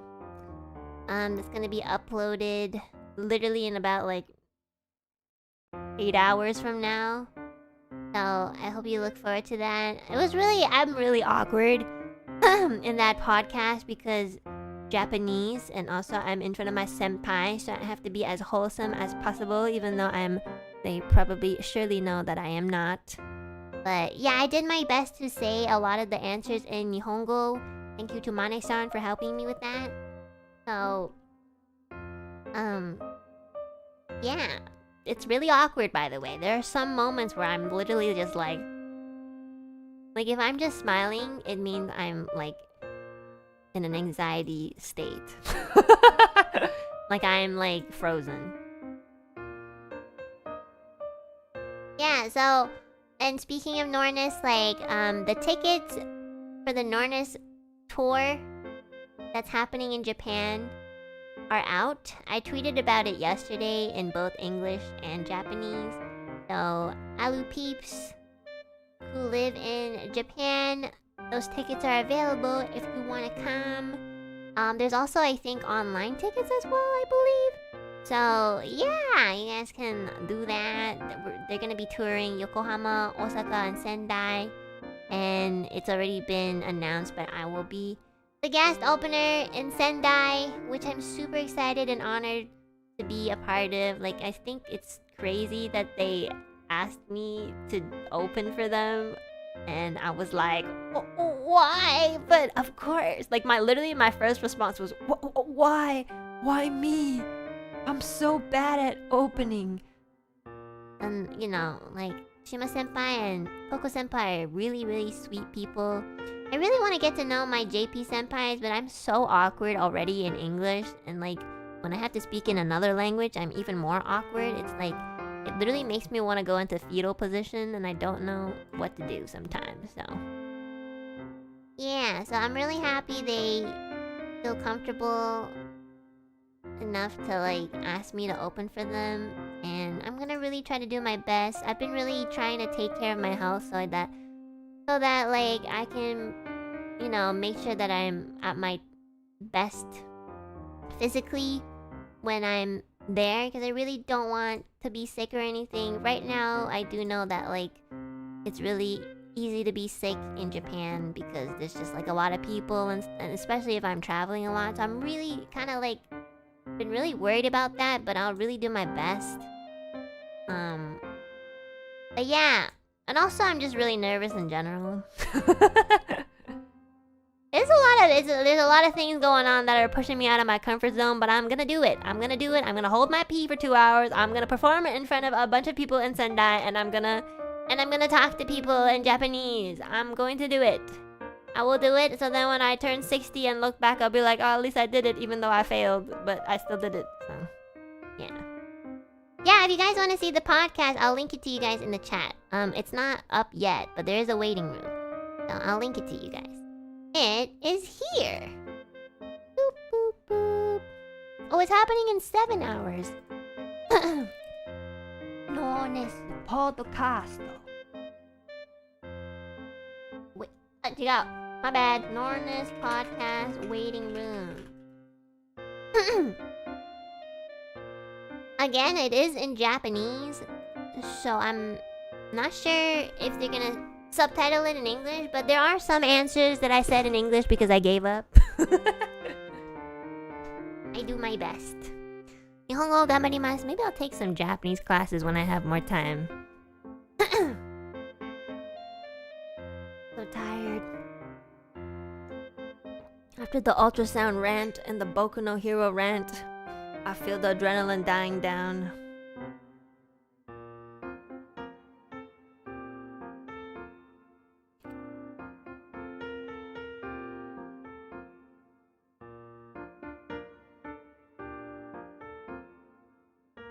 Okay, where did I leave off?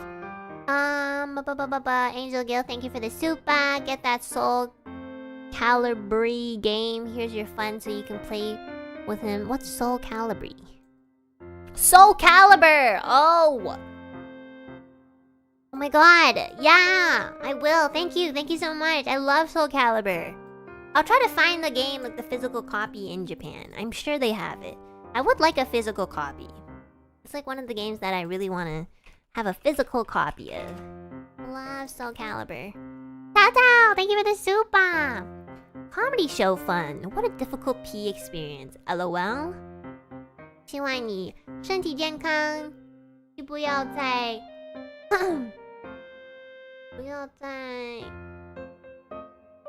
Oh yeah, huh? Can't read this one actually. Oh yeah 了，要再睡在一起放松身体。爱你宝贝球球。What is this word? I need to like listen to it. I don't think I'm reading it right. What is this?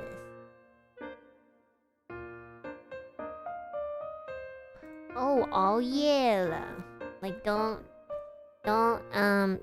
dawdle, or what's the word? Like don't how do I translate that? I hope you're good in health. Don't stay up too late, I guess. Go to bed early. Get up early. Relax. And I love you, my baby bird. Yeah. Thank you. I've been really doing well with sleeping. Like, I'll probably go to bed straight after this. I've been sleeping like 12:30 before 1 a.m. like every day. Like it's still 12:30 right now, so I can still make it. But yeah, I've been really sleeping really early, and it's been great. I've been waking up earlier too, though. I've been waking up at like 8, sometimes 7. So yeah. Like I really stopped sleeping at 2 a.m. Oh my god, if I put my mind to it, I can do it. Maybe I can even start going to the gym and be a gym bro. Okay. Miguel, thank you for the dono. Yesterday I had a dream where I was in class about to pour myself a cereal, and then you came into the classroom out of nowhere, slapped the cereal out of my hands, called me an effing bitch, and then walked out. So why did you do it?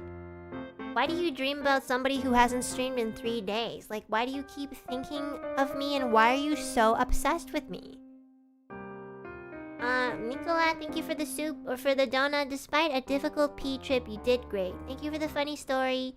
I said it before, but I've been missing you a lot. Thank you for the stream today, and wishing you only the best, and I love you so much. You make me so happy. Thank you! Thank you, Nicola. Thank you! I wasn't expecting you to read it. I fucking read everything! I even read the super chats that are like the hate supers. Should I read them? No. But sometimes I do. By accident. But then when I already said the third word, I'm like, well, I gotta commit now. So, yeah. I just read. Apparently I'm already a gym bro. You're fucking gym bro? That's disgusting. Ew. Unintendedly mostly, but fuck it, we ball. Yeah, my my mentality is if I already did it, I'ma just go through with it, you know? I'm here to ride and die by myself. Okay. Okay, guys. Guys, I have to leave the internet. Just remember my words of wisdom, okay?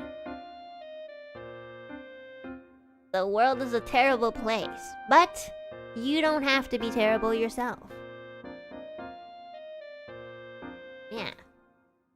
Also, I swear to God this will happen because I know. Because I'm like, that's so Raven, I see into the future. But when I leave the internet, there's 10 years down the line, somebody's gonna analyze what I say and they're gonna be like, perhaps that one VTuber 10 years ago, Enna Alouette from NIJISANJI EN's third wave Ethyria was right. Perhaps the world is terrible, but that doesn't mean you have to be a terrible person. And that concludes my like, I will be referenced. I will be referenced! I feel like I have gone through so much shit to not be referenced at least one time in somebody's thesis video. I will be referenced! I will make it so that somebody references me. It can be for 2 seconds.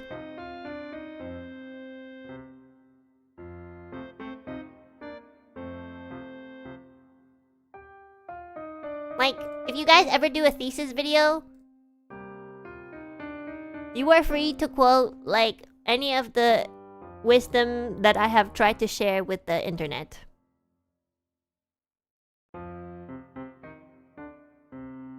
In the words of famed philosopher and social critic Enna Alouette. Social critic is so funny. Because low-key, that's kind of true. I do criticize social. I do socially criticize. What's wrong with everyone? Like, how do we not criticize? There's something wrong with the whole world. Like, there are so many things that are wrong. I'm like, what's happening? Am I gonna do anything about it? No. Am I gonna complain about it? Yeah. Why not? It's one of the only things I can do anyways. And see, I have enough energy to complain, but not enough to actually, like, you know, lead an entire, like, fucking, I don't know. Like lead a whole group to really do anything, you know? That's too much work. If I was still in a master's program, I would be sure to do a thesis on the VTuber scene, and I would focus on you specifically. Let's fucking go. I feel like we're like Facebook moms or something. Like, yeah, if I were still back in school, I would quote you, bestie. Be like, thank you. I feel like I'm live, laugh, laugh. That makes sense, no? Yeah. And then all these fucking TikTok kids think we were losers or something. Like, fucking people on TikTok are like, first of all, the fact that she's okay with a character like Mineta is so controversial. Like, how can you be okay with a character that harasses women? You're like, oh my god, like how can you be okay with people like Endeavor? Like, he abused his wife. Like, again, subtle hints of like this individual being against women. You're like, okay, well, all right then.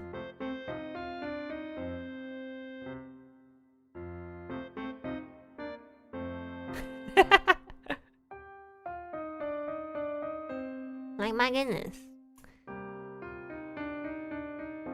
Facebook moms really does fit the vibe of some of the Zatsus.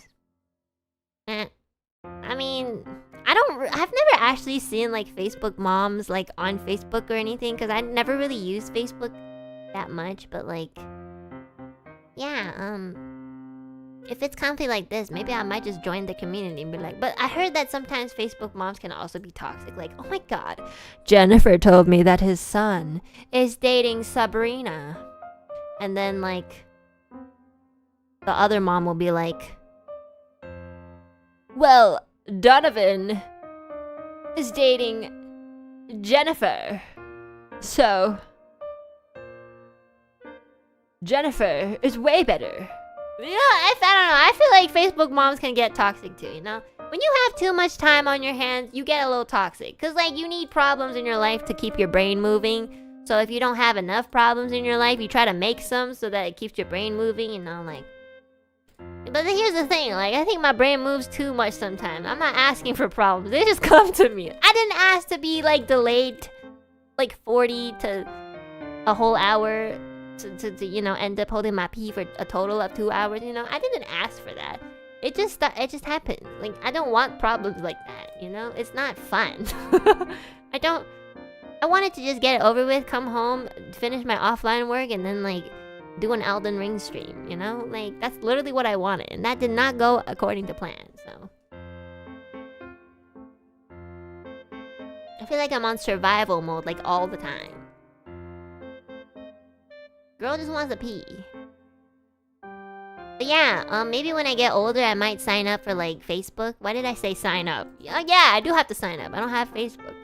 I'll sign up for Facebook, try to join some sort of mom community, and just, like, I don't know, hang out there, maybe. See what they do. What if they, like, ostracize me because I don't have kids? They'd be like, ah, Enna doesn't have kids. She doesn't understand. I'm like... Look, the way you raised Donovan is terrible. Donovan is a biatch. They'll sniff you out. The Facebook moms?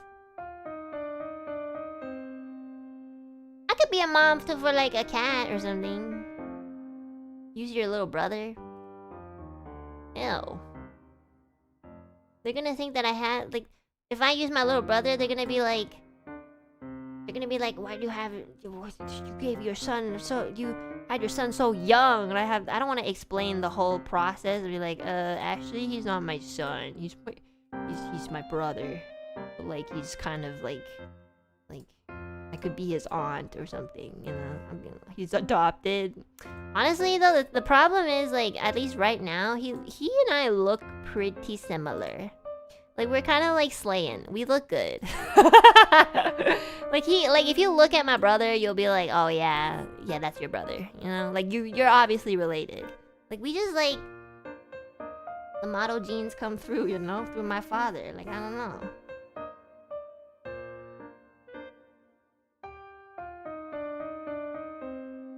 If they judge you, cancel them by pretending to be a single mom. That's crazy that you thought of that. I didn't even think about that. You know, that's crazy. Be like, I can't believe all these, like, fucking... Look, your husband's cheating on you. And you're making fun of me for being a single mom. Well, once you join the club, then you'll know.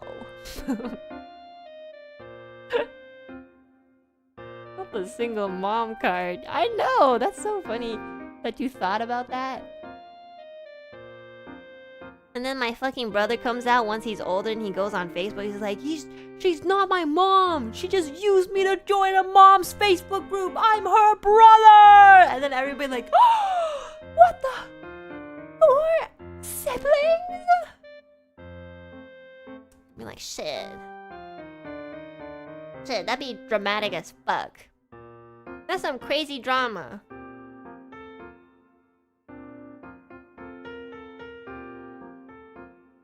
And then somebody will dig out all my streams from the Enna error and be like, this mom was actually Enna Alouette in her past life, like 45 years ago. Like, she literally said that she had a little brother, and this is the brother. Like, it's all, and then people are getting like, oh my god, it's all making sense. We've pieced it together because this is what I do on my off days. And I'm gonna fucking be close to death at that point and just write a huge ass Facebook post saying like, I've tricked you all, you motherfuckers. You are all miserable freaks. Donovan sucks. And whether or not even though my brother is my brother, like, he will always be better than any of your children. Because my father raised him! Shame! Shame! Take that, Facebook moms.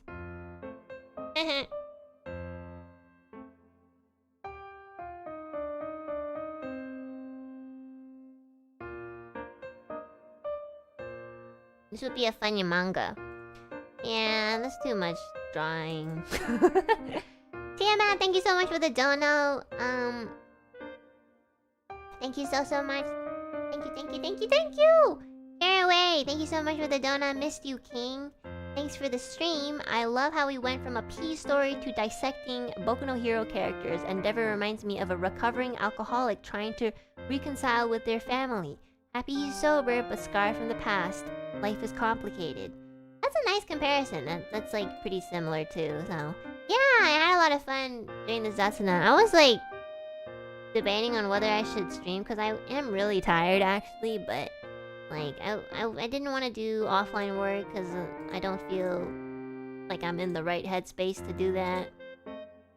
So I did feel like I was in the headspace of complaining about holding my pee, so that's what I did. I know, I'm so privileged. Oitan, thank you so much for the dono. I missed an hour and a half of stream. Wait, ever seen a show called Darker Than Black? It's a similar show to My Hero Academia in genre, but it's for older audiences. No, I've never heard of it, but maybe I'll check it out. Like, is it like a... Is it an anime? Oh, it is! It's not even that old, it's from 2007. Maybe I've actually seen it somewhere. Maybe I'll check it out! This looks interesting, actually. It only has one season? Oh my god, yeah, I've definitely seen this somewhere. I'll check it out. Thank you, Voitan. HD, thank you so much for the dono. Thanks for the Zatsu and rest well later. Thank you! I will. I'm gonna go to bed right after this. I already showered and everything. Technically 2, but stick to just 1 season. I'm the type of person who, like, will still... Oh, I have seen this before! I've seen the girl! The girl with the white ponytail. I've seen, like... I've definitely seen this anime around. So, that's why it looks really familiar. Okay, I'll definitely check it out.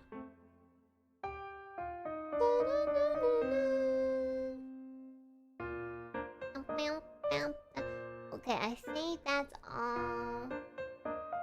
Wowie, 2 years. Thank you for the 2 years of good times and for always being you. Thank you, Zero Rush. Thank you. Oh my god, 2 years. Lamau. I'm so committed. I'm so committed. Tina Ting, thank you so much for the 1 gifted. Thank you. Caraway, thank you so much for the 5 gifted. GHD, thank you so much for the 5 as well. Maru Maru, thank you so much for the 5. Thank you. Eddie, thank you so much for the 5 as well. Just a guy named John, thank you for the 5. Thank you. Angel Gill, thank you for the 1. And for the 5 as well. Thank you. And thank you for the extra 1 as well. So thank you to everyone who gifted memberships. Cha-cha, thank you for the 10 gifted. Thank you. Welcome new Alu members. Pinkerton, thank you for the 5 as well. And Seatown Kills, thank you so much for the 10. Thank you.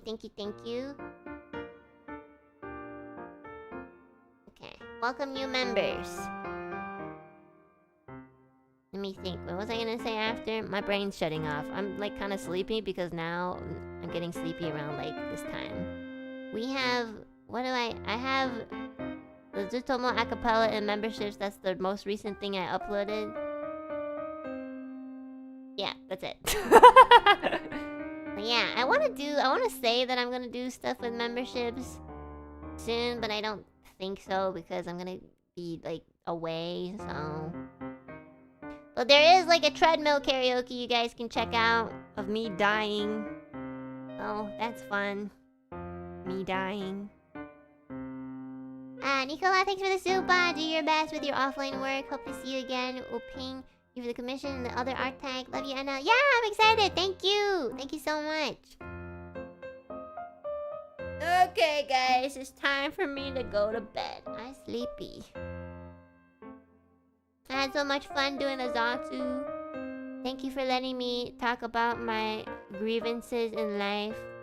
I sound like the most privileged princess in the world. I had to hold my pee and then I couldn't do anything for the rest of the day. And yeah, I like the topic about the Boku no Hero stuff too. And I want to kind of talk more about it when I have more energy. So yeah. Okay, guys. If I finish my work early tomorrow, I'll stream at night. But if I don't, or I'm too tired, I will probably just not. But I will stream on Thursday. Okay, thank you, Kat, for the super. Thank you. Have a good day and night, everyone. Eat and sleep if you haven't already. I'm gonna sleep. I'm gonna pass out. It's my bedtime, guys. I have a normal sleep schedule now. Good night, everybody. I want to be healthy.